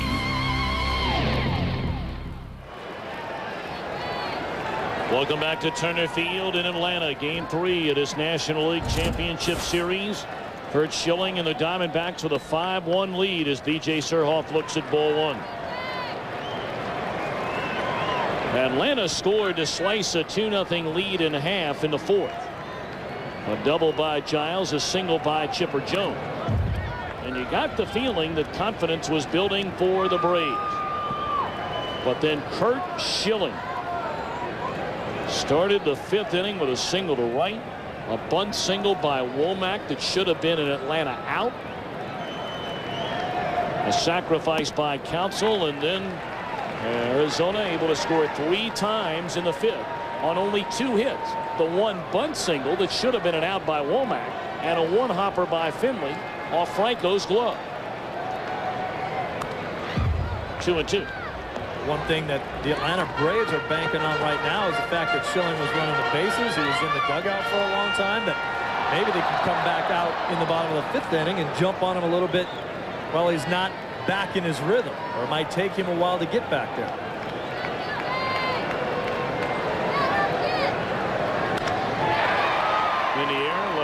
with Gonzalez there, 1 away. Next week, it'll be a Fox NFL Sunday double dip, beginning with America's #1 pregame show. JB, Terry, Howie, and Chris will get you ready for kickoff.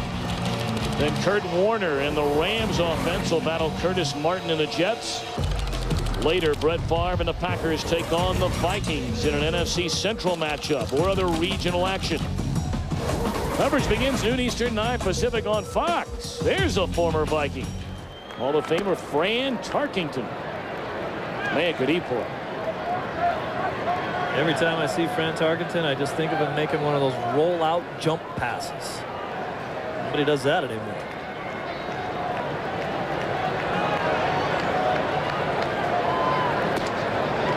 One and one to Andrew Jones. Schilling has allowed 1 run, only 2 base hits. The 2 hits producing the only Atlanta run in the 4th inning. He struck out 5 and walked none.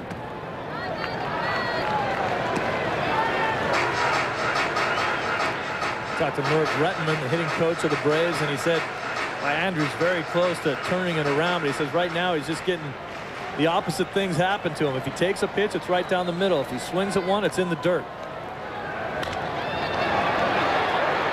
Deep in the hole at short, Womack a one-hop throw to get Andrew Jones. What a play by Womack. You thought momentarily he would have no chance after Williams couldn't get to him. Andrew Jones, one of the fastest guys in the game. Womack does a great job of setting his feet after he catches it. Watch how quickly his feet are set up. He squares up and then throws a bullet, and Gracie right there with the pick again. All third basemen should try to run over there and try to cut that ball off if he can. Nice call by the umpire, clearly out at first. And apparently Andrew Jones injured, stretching it out. Hit that bag very hard with his left foot.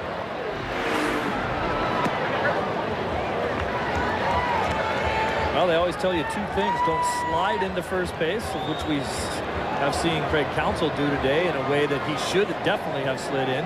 And don't jump at the bag when you get close to it, which is also hard to do because when you see it, you just want to get there a little quicker. 1-2 to Lopez. Jones clearly in some pain in that Atlanta dugout. Hard to see what they're working on, but he may have just jammed that left foot as he tried to get in as quick as he could to the base. Jones missed 3 innings all season.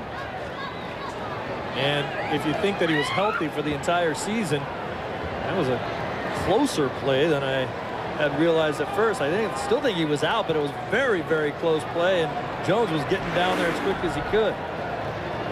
Any guy who plays all day, every day for a team, you know, it's not like he's not going out there hurt quite a bit of the time.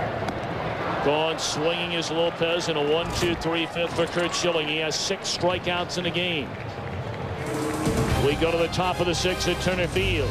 5-1 Arizona.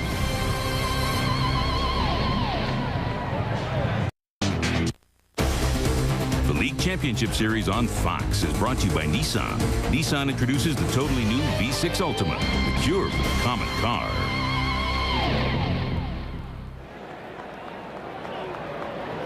Five-1 ball game. Arizona in front in this game 3 of the National League Championship Series. The set tied at 1 game apiece. And the 4th pitcher brought on by Bobby Cox. Right-hander Kerry Lightenberg.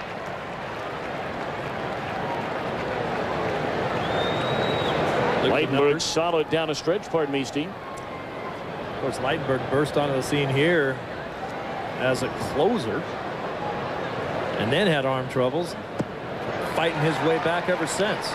30 saves in 1998. Missed all of 1999 with the elbow surgery. Came back last year, appeared in 59 games, and after a slow start this year, Bobby Cox said he has been very, very good. 0-2 to Miller. Slider away. Of course, they signed him out of the Independent League. Story's been told many times. He was pitching for Minneapolis. And former Braves catcher Greg Olson, the manager of the Southern Mini Stars of Austin, Minnesota. As Miller has gone swing. Called the Braves to recommend him. And they signed it. Let's go to Jeannie Zelasco for a game break. Tom Lou Piniella talked the talk, promised a return trip to Seattle. Now it's up to Jamie Moyer to walk the walk. The Mariners' best postseason arm, leading the best road team in baseball, will try to get one in the win column for the Mariners as the series shifts to Yankee Stadium. The doubleheader begins 4 Eastern tomorrow on Fox. Jeannie, thank you. We'll look forward to that. Schilling first pitch swinging. A fly ball into right center. 2 gone.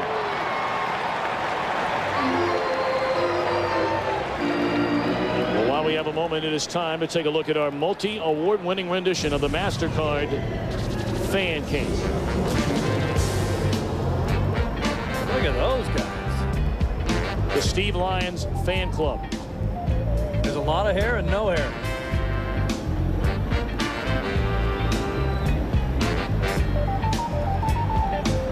Have you been picking the tunes here the last couple of nights? They've been much, much better. No, but I picked that sweater for that guy to wear.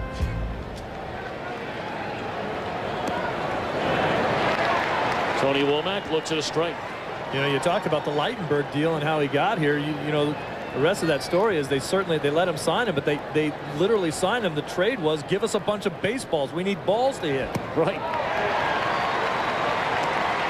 Greg Olson saying, hey, we don't have a lot in our budget to go out and buy baseballs. You do with the Braves, so I recommended him and returned the favor.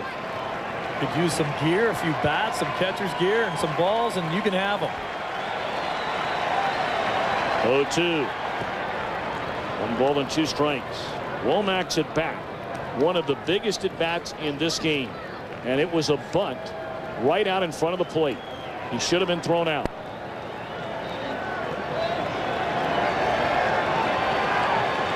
But no one came over to cover the first base bag. Popped up.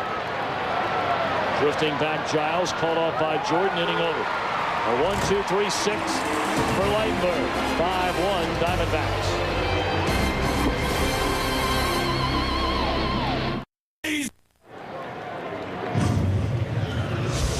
Game 3 of the National League Championship Series. Arizona leading after 5.5 with Curt Schilling on the mound. 5-1. Strike 1 of the number 8 hitter, Ray Sanchez. He'll be followed by a pinch hitter, Keith Lockhart, who waits in the on-deck circle, and then back to the top of the order in Brian Giles.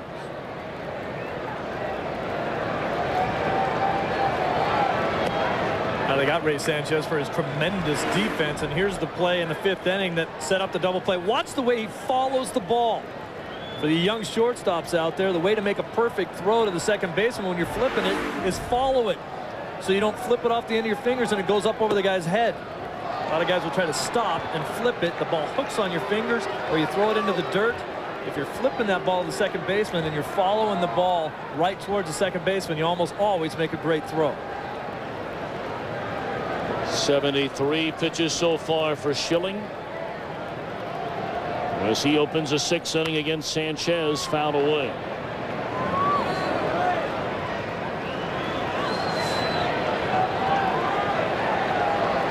The division series didn't carry a most valuable player award, but had there been one, Curt Schilling undoubtedly would have won it.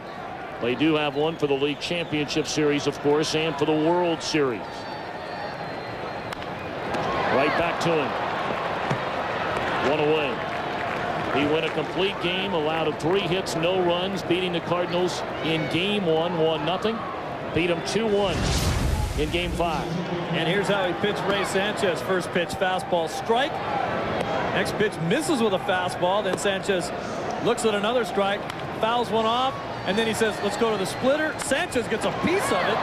That surprised Schilling more than anything else when the ball came bouncing back at him. And he ran it over there and got him out. Now Keith Lockhart, the pinch hitter. He looks at ball 1.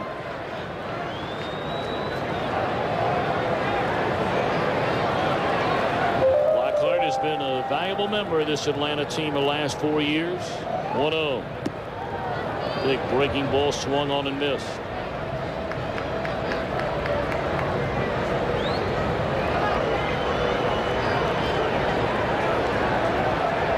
The only run Schilling has allowed in the postseason before tonight. The 2-out solo home run in the 8th inning by J.D. Drew in Game 5. Two-hopper to Grace, plays a high hop, feeds Schilling, 2 gone.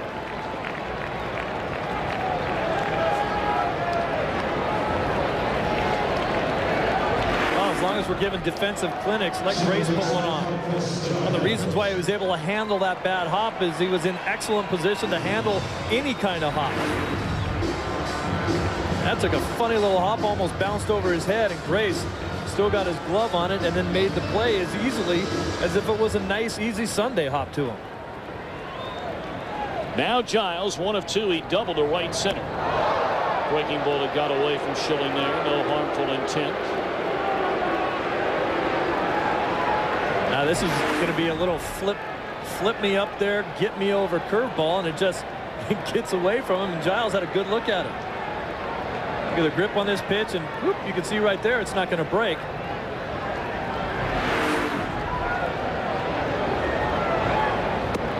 Then you come back with that on the outside corner to cool 94. It's unfair. With all of the spectacular pitching we have seen in both leagues, Schilling has just been superb. Mike Messina would probably be the closest that we have seen so far.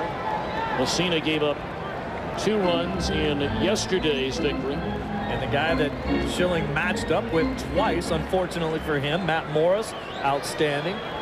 Barry Zito. Postseason pitching so far this season, unbelievable.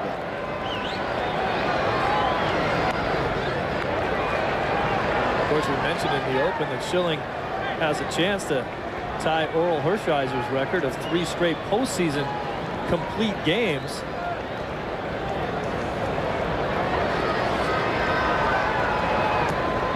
I got to think, though, Tom, that if the Diamondbacks score more runs in this game, that he'll have less and less of a chance to get that complete game. I don't think that Bob Brenly is going to want Schilling to be throwing any more innings than he has to. Brenly's bullpen's been getting beat up a little bit lately, but they've done an outstanding job. 3-2 to Giles. Outside, ball 4. And we're talking about all these postseason pitching stars. You certainly don't want to overlook Tom Glavine. Glavine is 2-0. His division series win, a shutout. In 15 innings, has only allowed 1 run.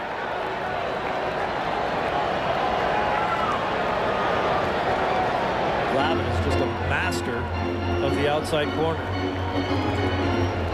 Glavine also throws harder than people give him credit for.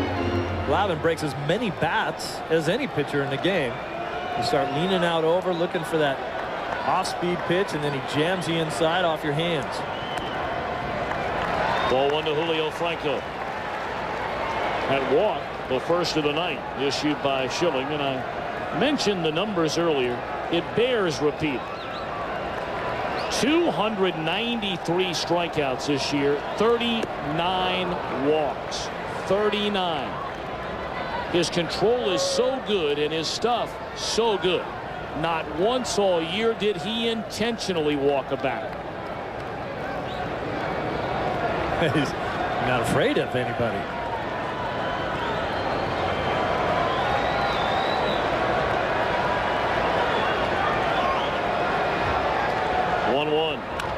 On the ground and through the hole in the right field, a base hit. So the Braves with a chance with 1 swing of the bat to draw within a run. And they've got the right guy coming up in Chipper Jones.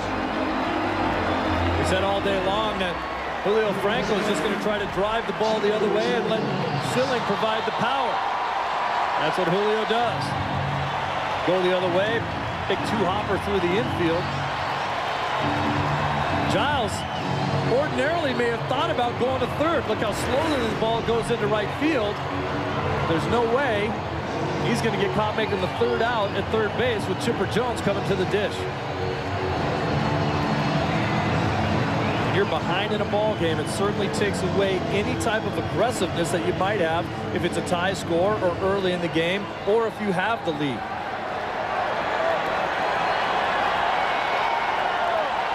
Two-out rally for the Braves. Giles a walk, Franco a single, and here's Chipper. 1 of 2, an RBI single in the 4th inning. He's down a strike. That was the cut. Chipper told me earlier, he said, when I told the story about Schilling flipping him up curveballs on the first pitch of every one of his at-bats, I said, well, are you going to look for a curveball then? He said, no. If I see a first pitch fastball, I'm hacking. He's had good numbers against Schilling in his career. There's that breaking ball, and it's 0-2. We saw Chipper get down 0-2 in his last at-bat and battled back. Tremendous at-bat, but this is a great curveball. Outside corner, backdoored him a little bit. Jones with 38 home runs during the regular season. 2 here in the postseason. Fastball away. I think one of the things that makes Schilling so tough is the fact that he throws that fastball that looks like it's about belt high, and he can run it up. It kind of explodes on you. But he also throws the split finger in the same area, about belt high, and then it dives to the ground. So which one do you look for? Impossible. Struck him out on a high fastball at 97 miles per hour. 7 strikeouts for Schilling. The Braves lead 2. We're back to Atlanta after a break from your local Fox station.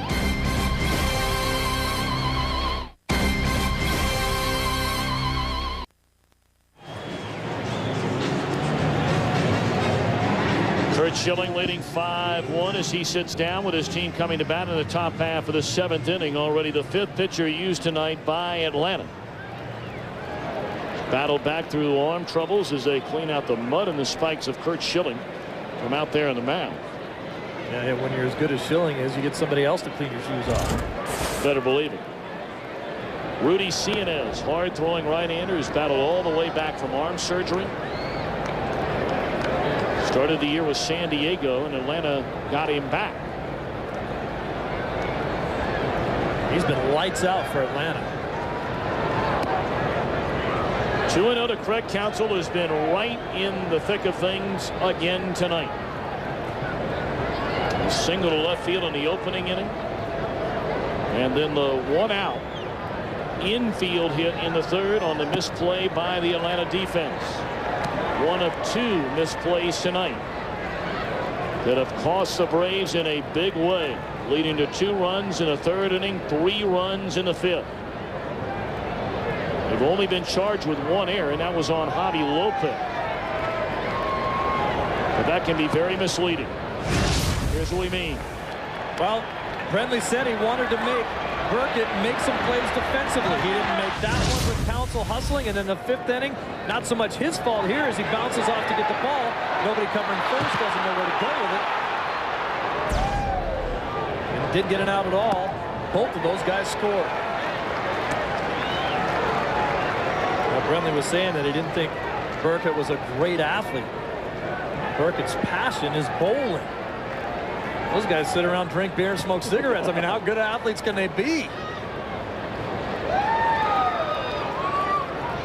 3-2. Line in the center field, and Counsell is 3 for 3 in the game. Question is, how good a bowler is Burkett? Real good.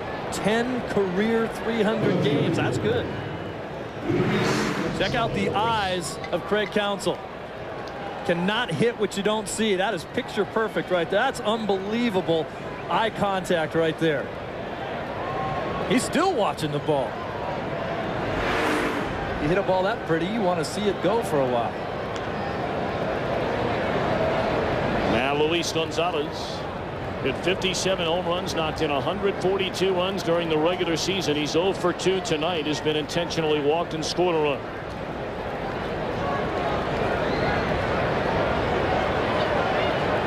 Gonzalez just 6 of 29 during the postseason with only 2 runs batted in.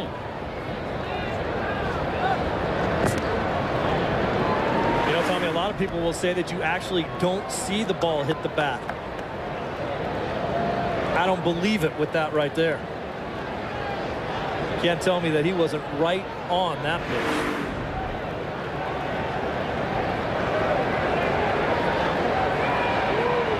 I didn't see it hit the bat very often. I saw it miss the bat a lot.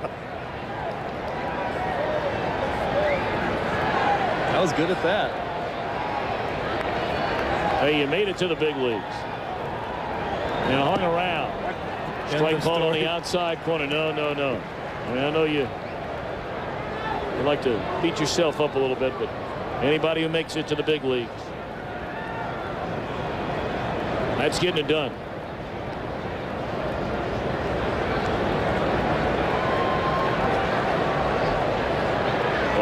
To Gonzalez. Counsell a lead over at first, and a fastball is high and away. Cincinnati can throw hard. Injuries and bouts with wildness have really been the only things that have kept Cincinnati from turning into a dominant pitcher. I mean, he could have been closing games for a lot of teams for the last 10 years had he remained healthy. Gonzalez puts a charge into that one to left. Back to the warning track, shy of it, making the play of Serhoff. Counsell bluffs the tag, and they'll stay at first.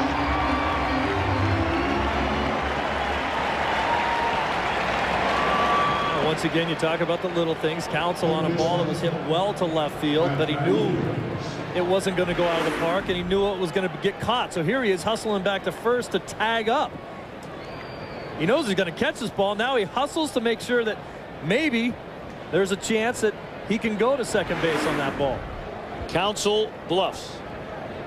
That's a town in Iowa. You're way too creative for me. Always with the thinking cap on. It's a good thing. And always on your toes when you're sitting next to a guy who has the nickname of Psycho. Good thing one of us has his thinking cap on. Counsell bluffs. You know they're fired up in Counsell Bluffs, Iowa right now. Matt Williams fouls it out of play. You talked about Matt Williams before this one got started, and how they needed him to start delivering, that he had had better swing since this series began. He doubled a right in the opening inning, walked and scored in the third, hit that little roller that Jones made the barehanded play on, that he came to the plate. Error charged to Javi Lopez. No RBI for Williams, but 2 runs scored on the play. Tommy, to me, this game is all about making things happen. Sure, we'd love a guy to stride to the dish and jump the yard 3 times a day, or hit balls off the wall and hit balls hard all day long, but the key is making something happen. He didn't have a great at-bat with the bases loaded, but a lot happened on that play. Forced Jones to make a tough play. Javi Lopez didn't catch the ball. 2 runs scored on that play. I don't care how it gets done. Just get it done. Fastball high and tight, and Williams hits a deck.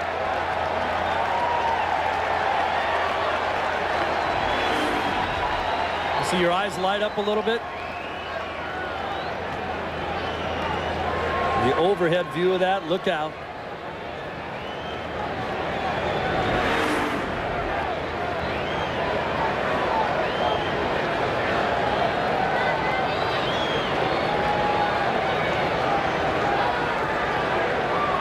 Two pitch. High, 2 balls, 2 strikes. You talk about guys that do make it to the big leagues and how much fun you have when you're out there playing. And now that I'm not playing anymore, the thing that really makes it hard to sit up here and do games is when we see camera angles like Counsell watching the ball all the way and hitting the bat, and that close-up view of Williams as the ball gets closer and closer to his head and he has to get out of there. Great views of the game. Fastball fouled away, first base side out of play. Still 2-2.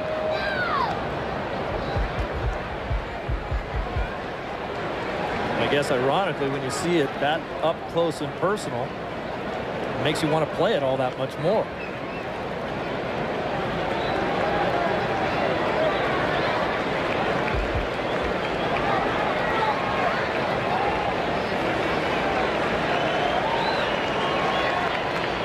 Maybe you take a shot at stealing a base right here.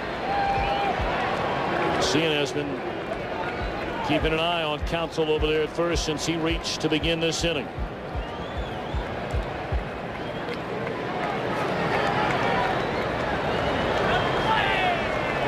Two. Good breaking ball away from Williams, and he's gone on strikes.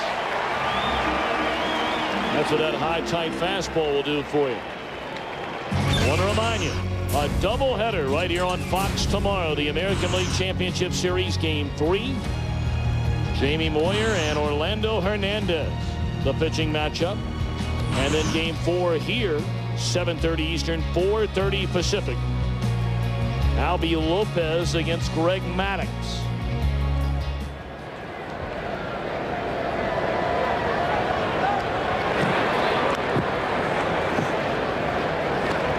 Here's another guy, Steve Finley, who absolutely turned it around in the second half. Certainly having a good postseason run here.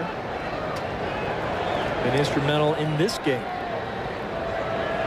He started the scoring back in the third inning as he looks at a strike with a 2-out, 2-run double down the left field line. Arizona had missed on scoring chances against starter John Burkett in the first 2 innings. Left 2 on in the first, 1 more in the second. They had 2 on with 2 out in the third, and Finley knocked in a pair with a double.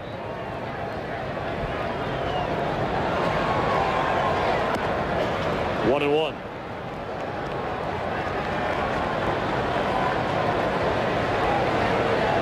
Seeing as right now, it looks like he has a little better control with his break and stuff than his fastball. That fastball, the release point, letting go of it a little too early, and the ball sailing out of the strike zone and not being able to get the count in his favor as much as he'd like to.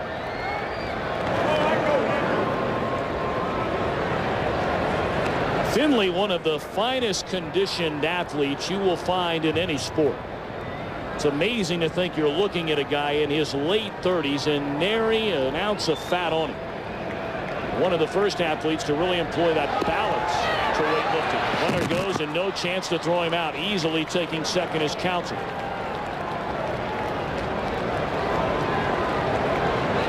Counsell just got a ridiculous jump over there after as much time as CN has spent looking at him. Look at the walking lead, and he said, if you're not going to stop me, I'm going to keep going. Lopez probably shouldn't even have thrown that ball. There's Lopez trying to pop out of there, his mask all over his face. Most of the time when a catcher throws a ball, his mask will do that. Still wants to look and see if he can throw the guy out. It's sort of like when a quarterback gets hammered after he throws a pass. He's still looking downfield to see if the guy caught it. Now they will intentionally walk Finley and take their chances with Reggie Sanders.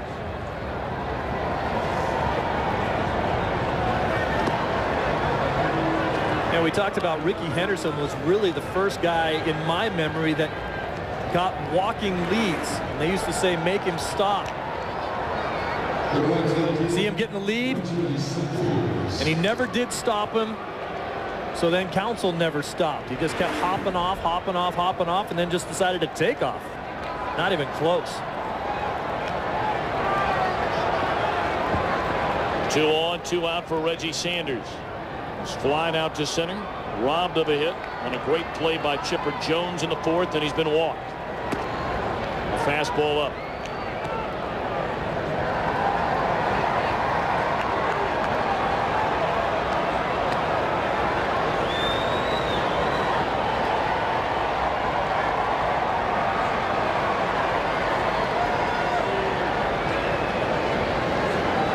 Kevin Millwood, when this series began, was a scheduled Game 4 starter. There's a strike on the outside corner.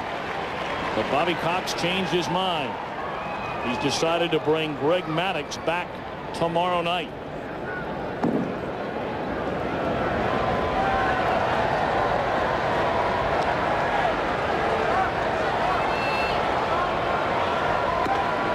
Fastball high. Crowd wanted the call, didn't get it. 2-1.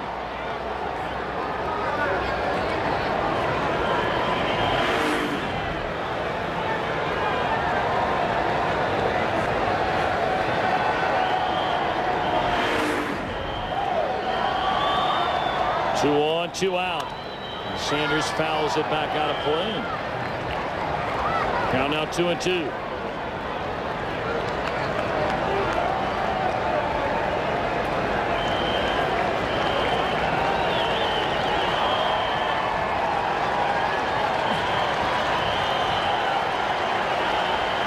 Reggie Sanders, a baton twirler in the offseason.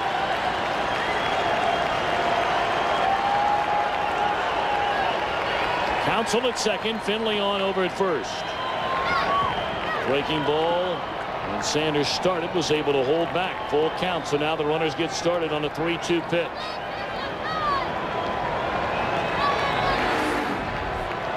Here's one of the reasons why Craig Counsell does the little things. Watch his secondary lead as the pitcher throws the ball. That gives him an excellent opportunity to score on any ball hit. Now, of course, with the 3-2 count, he'll be off to the races. A lot of guys don't put any attention into their secondary lead, and they wonder why they get thrown out trying to score. Swing and a miss, and that'll end the inning. 1 hit, 2 men left. Middle of the 7th, Arizona in Game 3 in this National League Championship Series with a 5-1 lead. We're going to keep it right here for our singing of God Bless America. Members of Volunteers for America features the bands Styx, Lynyrd Skynyrd, REO Speedwagon, Journey, Bad Company. John Waite is on hand. And proceeds from their tour, they're playing here in Atlanta this weekend, donated to the American Red Cross. Listen in and enjoy.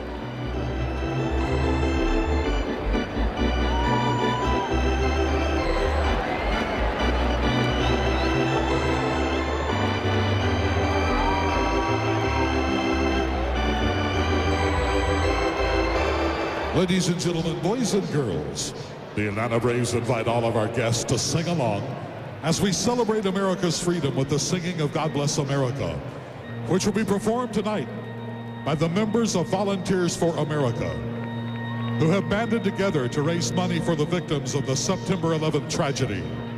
Please welcome Styx, REO Speedwagon, Journey, and Bad Company.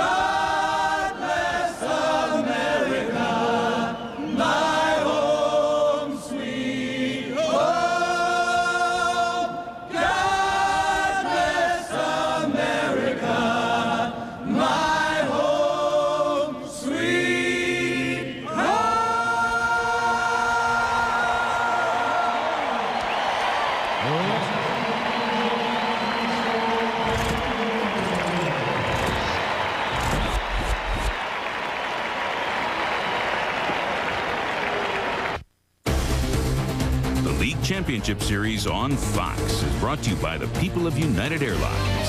We are united.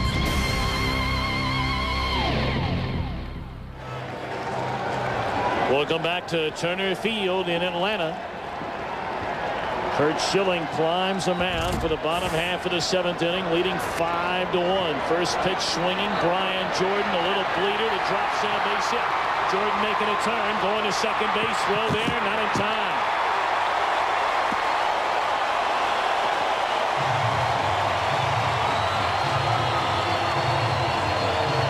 It's only the 4th Atlanta hit against Curt Schilling.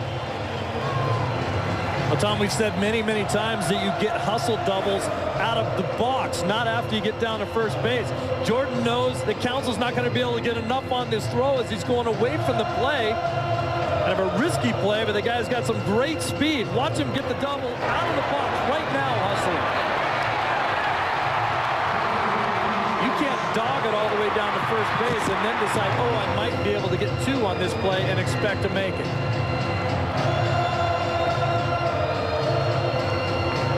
So the Tomahawks come out, hoping to rally against Curt Schilling here in the bottom half of the 7th inning, down 4.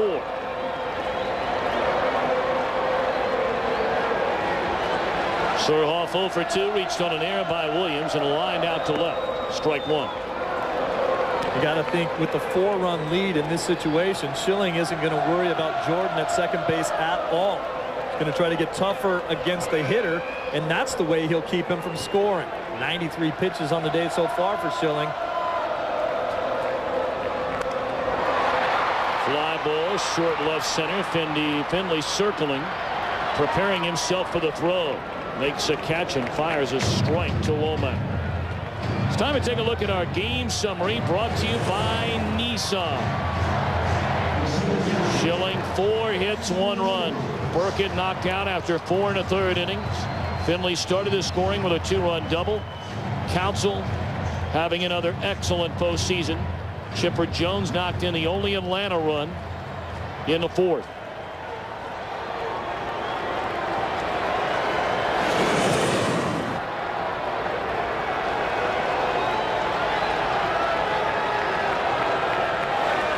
Arizona playing in its first league championship series in just its 4th year in existence.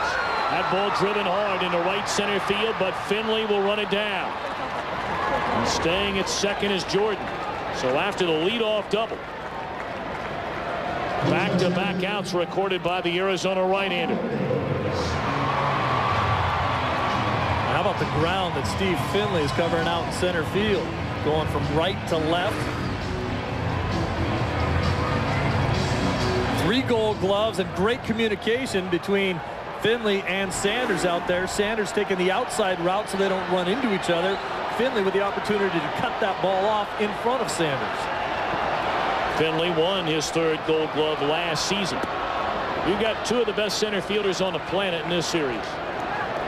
Andruw Jones regarded as the best. By many anyway. But Finley not far behind. And Finley, with the offensive numbers that he's produced over the last 3 or 4 seasons, really had his defense overshadowed by that. You don't talk about Finley's defense all that often, and he can flat out track him down.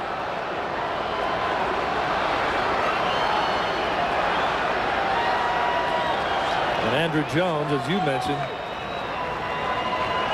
I don't know if there's anybody in the game right now that's better than he is.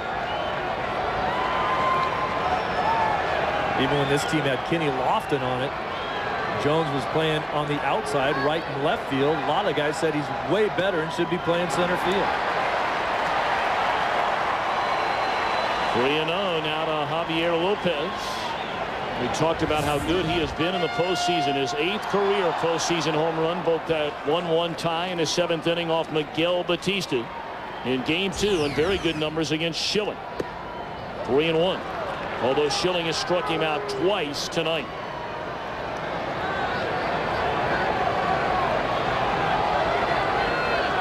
Dave Martinez stands in the on-deck circle.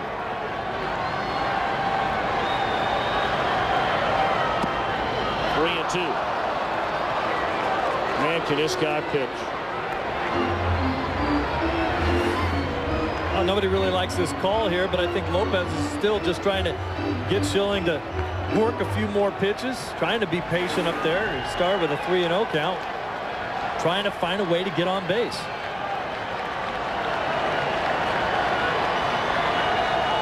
Two down, runner at second, 3-2. And Lopez will not chase a split finger, and he draws a walk. Second of the game issued by Schilling. And now Dave Martinez will pinch hit for Ray Sanchez.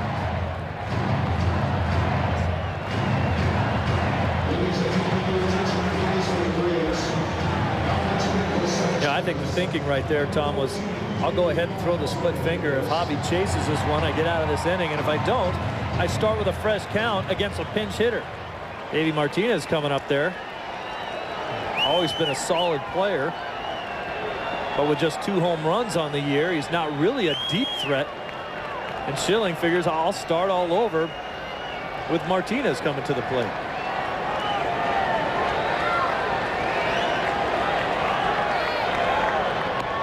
Strike one on the outside corner.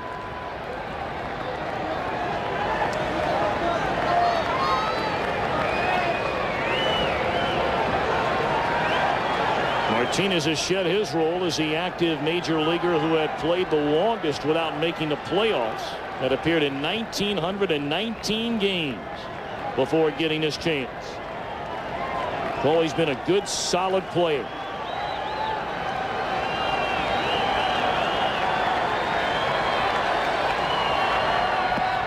Oh, 2. Martinez is always sort of a trendsetter in the game of baseball, too.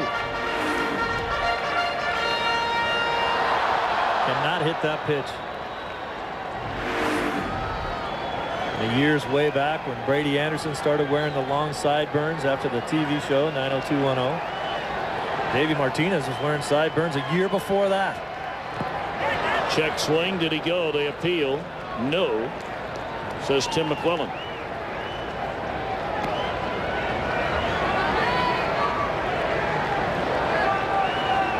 Curt Schilling and Randy Johnson combined for a major league record 665 strikeouts to break the previously held mark by Nolan Ryan and Bill Singer of the 1973 then California Angels, who fanned 624. Fastball high, 2-2.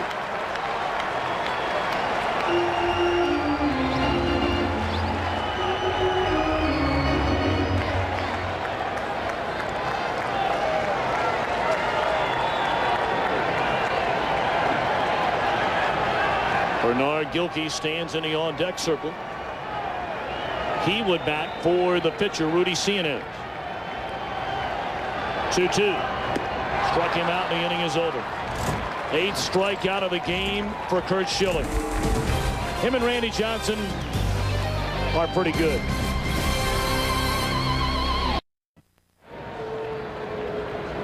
Top half of the 8th inning, a couple of changes for Bobby Cox. A new shortstop is Mark DeRosa. He'll bat in the 9th spot, which means he leads off the Atlanta bottom of the 8th inning. And now on to pitch. Talented young right-hander Kevin Millwood. Millwood nearly won a Cy Young Award in 1999. You get a look at his numbers this season. He's never been the same pitcher since that year. They keep waiting for him to come back around.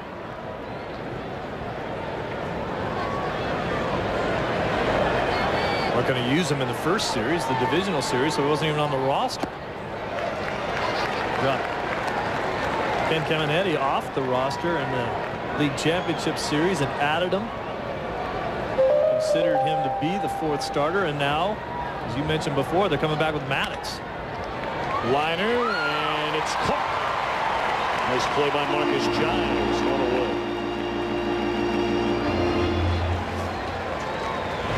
Well, you hate that as a hitter when you hit a ball right in the nose. You think it's going to go up the middle for a base hit, and there's a guy standing in the way.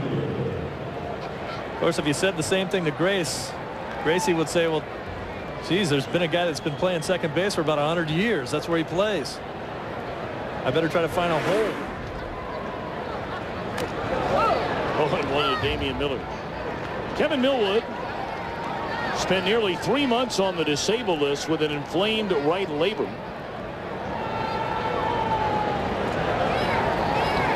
Went 6-4, threw the ball well at the end of the season with an ERA just barely over 4 in 12 starts after his return. 1-1, and again, Millwood, the scheduled game 4 starter. No longer. Bobby Cox hinted around it the last couple of days, but said, I'm bringing Greg Maddux back for game 4 tomorrow night. Swinging, Damian Miller, 1-2. We're at Turner Field in Atlanta. Tom Brenneman, Steve Lyons, our entire Fox crew for game 3 of this National League Championship Series. And Arizona with a 5-1 lead with Curt Schilling on the mound. Short right field, sliding catch by Jordan. He's been busy and very good out there in right field again tonight. Another good jump by Jordan, coming in and making the play on his knees. Nice concentration as you see his eyes watching the ball all the way into his glove, and then the first thing that hits the ground as far as his arms are concerned is his glove. I like to see that because if you bang your elbow, you can open your hand up and lose the ball. Schilling broke his back. fouling that one off. Not only has Schilling been very good on the mound, he's allowed 1 run on 4 hits, but he has one of the biggest hits at the plate in the game. Ran the count to 3-2 when it was 2-0 in the 5th inning. Arizona in front, and got a base hit into right field and started a 3-run rally for the Diamondbacks, chasing Burkett out of the game. You get a good look at Schilling's bat too after he broke that last one. Most guys have a bunch of pine tar all over it. You get the feeling that thing just came out of the box. It's probably not even his bat. They just threw him anything out there. Of course, he got a hit already today, so probably the badge of honor for Schilling is that he actually broke a bat. See, I can do it too, guys.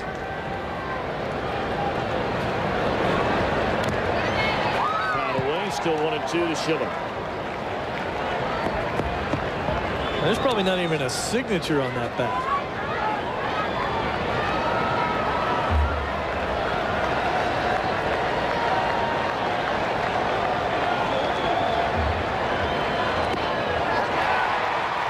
And there's certainly not a mark for making contact on that pitch. A 1-2-3-8 for Kevin Millwood. The Braves back in the bottom of the 8th, trailing by 4. The League Championship Series on Fox is brought to you by Siemens. Siemens, global network of innovation. By Energizer, you have the bunny inside. And by Zima, clearly refreshing.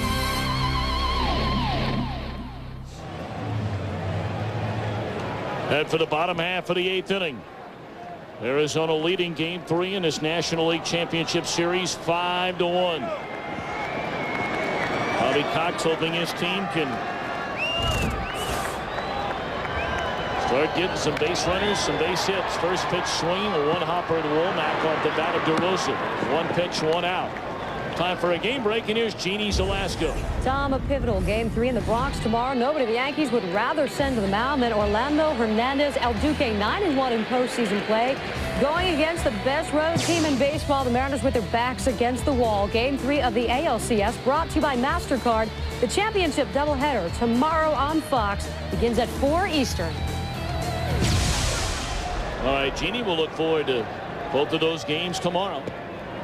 Still some play here left tonight. Swing and a miss by Marcus Giles, who's 1 of 2, doubled and scored the only Atlanta run in the 4th, walked in the 6th.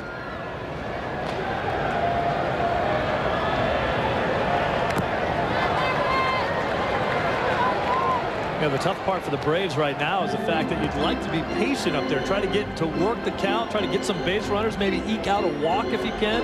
But it's so hard to do that against Schilling because he throws too many strikes. Always around the plate with nasty stuff. So the overriding thought for the team is to go up there and be more aggressive. Schilling still throwing hard here in the 8th inning. That last fastball at 96.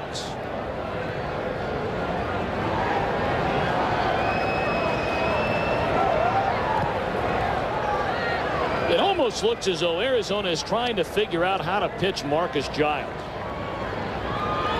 Many who saw game 1 here on Fox remember Randy Johnson kept throwing fastballs away from Giles. He kept hitting the ball the other way, and as we mentioned, nearly hit 3 balls out of the park the other way. And Randy Johnson looking back into Damian Miller and saying no more.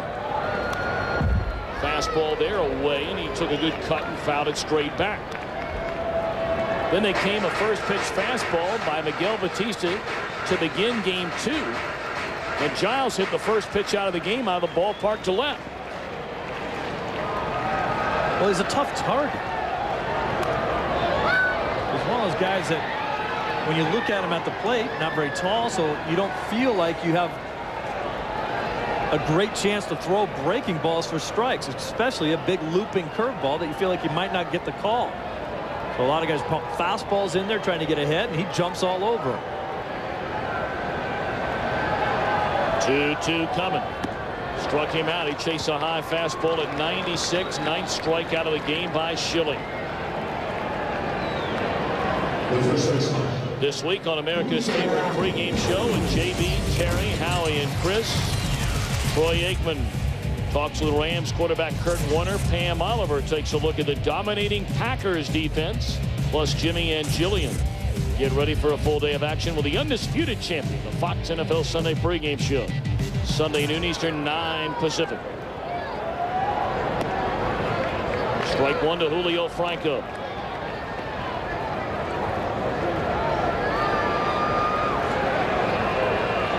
Franco has had 3 real good at-bats against Schilling tonight. Twice is lined out hard to right. And then single to right in the 6th. Breaking ball and a beauty.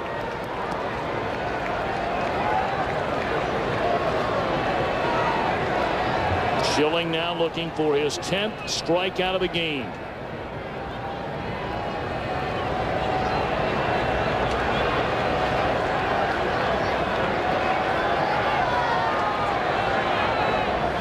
He's got it. 26 innings in 3 postseason starts. Schilling has allowed 2 runs. We go to the 9th. 5-1 Arizona.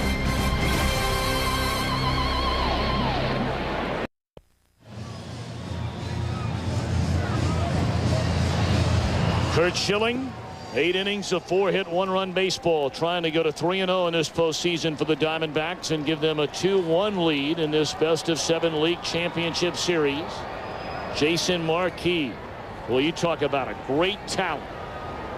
Marquis, good Lord willing, stays healthy. This guy is going to be a big-time pitcher for Atlanta.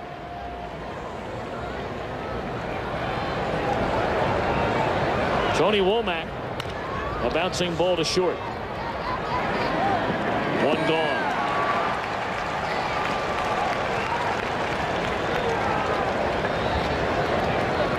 Marquis working out of the bullpen here for the playoffs. They kept him on the active roster because he can do some other things besides just pitch. You may remember he was used as a pinch runner in game 2. Quite often they use him as a pinch runner. In fact, one of the faster guys on the team. Good instincts to play baseball. They run him out there. As a starter this year, in 16 starts, Marquis went 4-6 with a 3.26 ERA in the final month of the season. 2-0. The ERA not even at 2.5. Once again, he's another one of those guys that has a misleading 1-loss record. I mean, this is a club that probably should have had 20 or 3 20-game winners. But because their offense doesn't score enough runs, the support of those starting pitchers wasn't good enough to get it done. 0-2 to Craig Counsell. Fastball high and away, and you see Marquis throws very hard at 95 miles per hour. Bobby Cox told us before the game when we asked him the question, is your club being overlooked? Or was your club being overlooked going into this postseason after winning 88 games during the regular season? He said without a doubt. He said we didn't go out and win 90, 95, 100 games as we've done in the past. Atlanta qualifying for the playoffs every year since 1991. Of course, there were no playoffs in 94. One of the things that people should have been looking at was the fact that the Mets made a big charge in the second half, late in the second half. The Phillies as well. Strike 3 to Counsell. 2 away. A lot of pressure put on this team, and they responded to it and still won the division. Our copyrighted telecast presented by authority the Commissioner of Baseball and may not be reproduced or retransmitted in any form. Any accounts and descriptions of this game may not be disseminated without express written consent.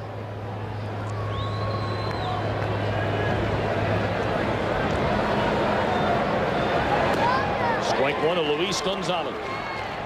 Another quiet night for the Diamondback star. 0 for 3, intentionally walked in the 5th inning and scored a run. The Diamondbacks have not knocked the cover off the ball here tonight, Steve. They've gotten some breaks from some poor Atlanta defense. But if the Diamondbacks score 5 runs in a game, it doesn't matter how they score. They have been next to unbeatable this season. In fact, They have more wins than any other team in the major leagues if they just score 3. That's how good their pitching has been. Well, you said it so eloquently as we left the 7th inning. Schilling and Johnson, they're good. Yeah, and you said, really? Yeah. I mean, hey, you have Schilling throwing some goose eggs out there, like you mentioned. He's only given up 2 runs in 3 postseason starts. You don't have to score much to win games. I'll tell you, Bob Brenly likes the breathing room that he's seeing right now. The 5-1 lead, hasn't had the luxury of that in a lot of the games in the postseason or out throughout the season all year long. We asked him if he expects Schilling to go out there and throw the way he had in his first 2 postseason starts. He said, yeah, I have to. I've come to expect it. 3-2 on the ground. That's a fair ball. Slick pickup by Franco. And the shovel feed to Marquis to win the inning. Hey, Franco has played superb defense on balls to his right or left. That's the best play he's made in the series. Atlanta bats last of the 9th inning. Trailing 5-1 in Game 3 of this National League Championship Series. Curt Schilling 3 outs away from his 3rd straight postseason complete game. 1-1 to Jones, who disagreed with a call.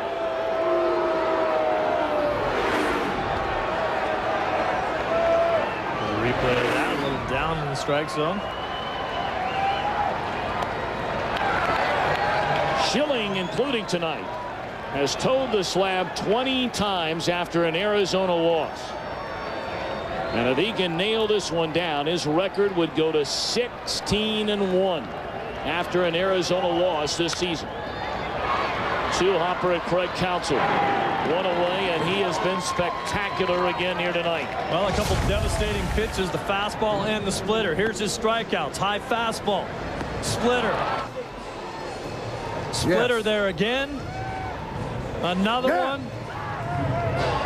High fastball. Bob Brenly in the background cheerleading. Another high fastball. Right by you, and have a seat. Unbelievable. Split finger right there for number 10. Strike 1 to Brian Jordan. Schilling, the native Phoenician, graduated from Shadow Mountain High School in Phoenix, Arizona.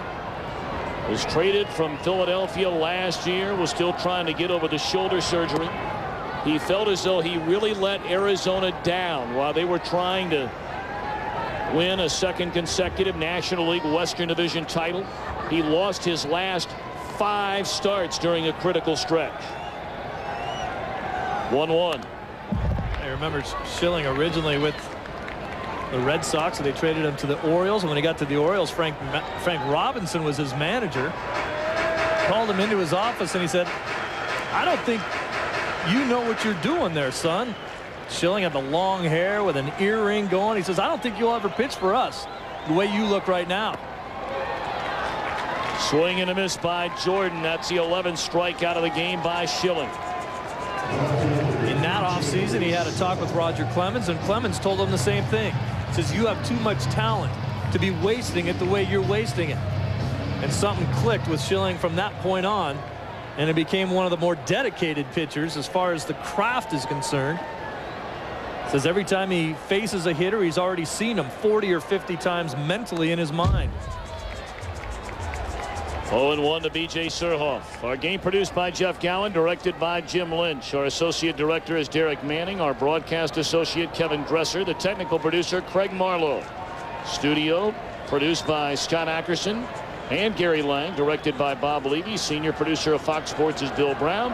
The executive producers of Fox Sports are Ed Gorin and David Hill. Our thanks to our entire crew and Mark Wagner up here with us on Statistics in the Booth.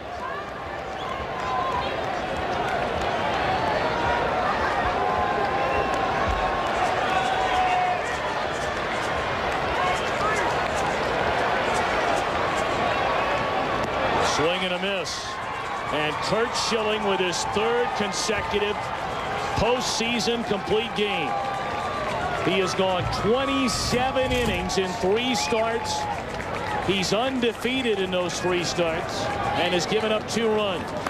And the Diamondbacks take a 2-1 lead in this best-of-7 series. There's the last split finger for the strikeout on Surhoff, as he's done it all night long.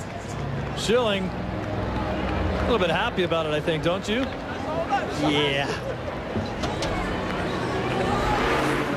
This was a combination of unbelievable pitching by Schilling again, and a combination of that, timely hitting, and bad defense, and bad fundamentals for the Atlanta Braves. But the pitching just keeps on coming in this series. Greg Maddux gets the ball as Atlanta will try and even a set tomorrow night. Thanks, man. Thanks. Go on, Haas. Let's go, this big boy. Heard Bob Brenly there. Way to go, Haas. He is a horse for the Diamondbacks in the postseason. Let's take a look at the Energizer play of the game and take your pick. It's all about Curt Schilling with the base hit to right. And then the play on Matty Williams with Schilling trying to score, taking out Javi Lopez. Not sure if he touched the plate, so he goes back to touch the plate. And then Bob Brenly congratulating his starter. And wow, you talk about domination. We were talking about how Schilling, once he came to Arizona last year, he felt he really let this team down. Rededicated himself again during the offseason. Went 22-6 during the year with an ERA under 3. And his pitching so far in this postseason has been almost beyond description. And Curt Schilling kind enough to join us. And Curt, we just showed a little bit of everything at the plate, on the mound, even trying to take out Lopez coming home from third base. Well, I'd like to say I think I thought of that before it happened, but I didn't. It was kind of a spur of the moment thing. Did you think at all about the fact that if you did throw a complete game today, you'd tie Hershiser's record from 1988? Hey, you go out there thinking that you want to throw 9 innings, though. Well, in the postseason, absolutely.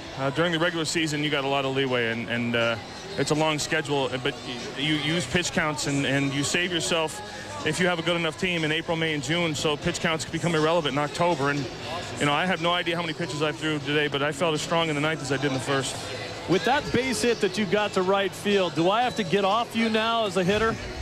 Well, I take a lot of pride in what I do at the plate.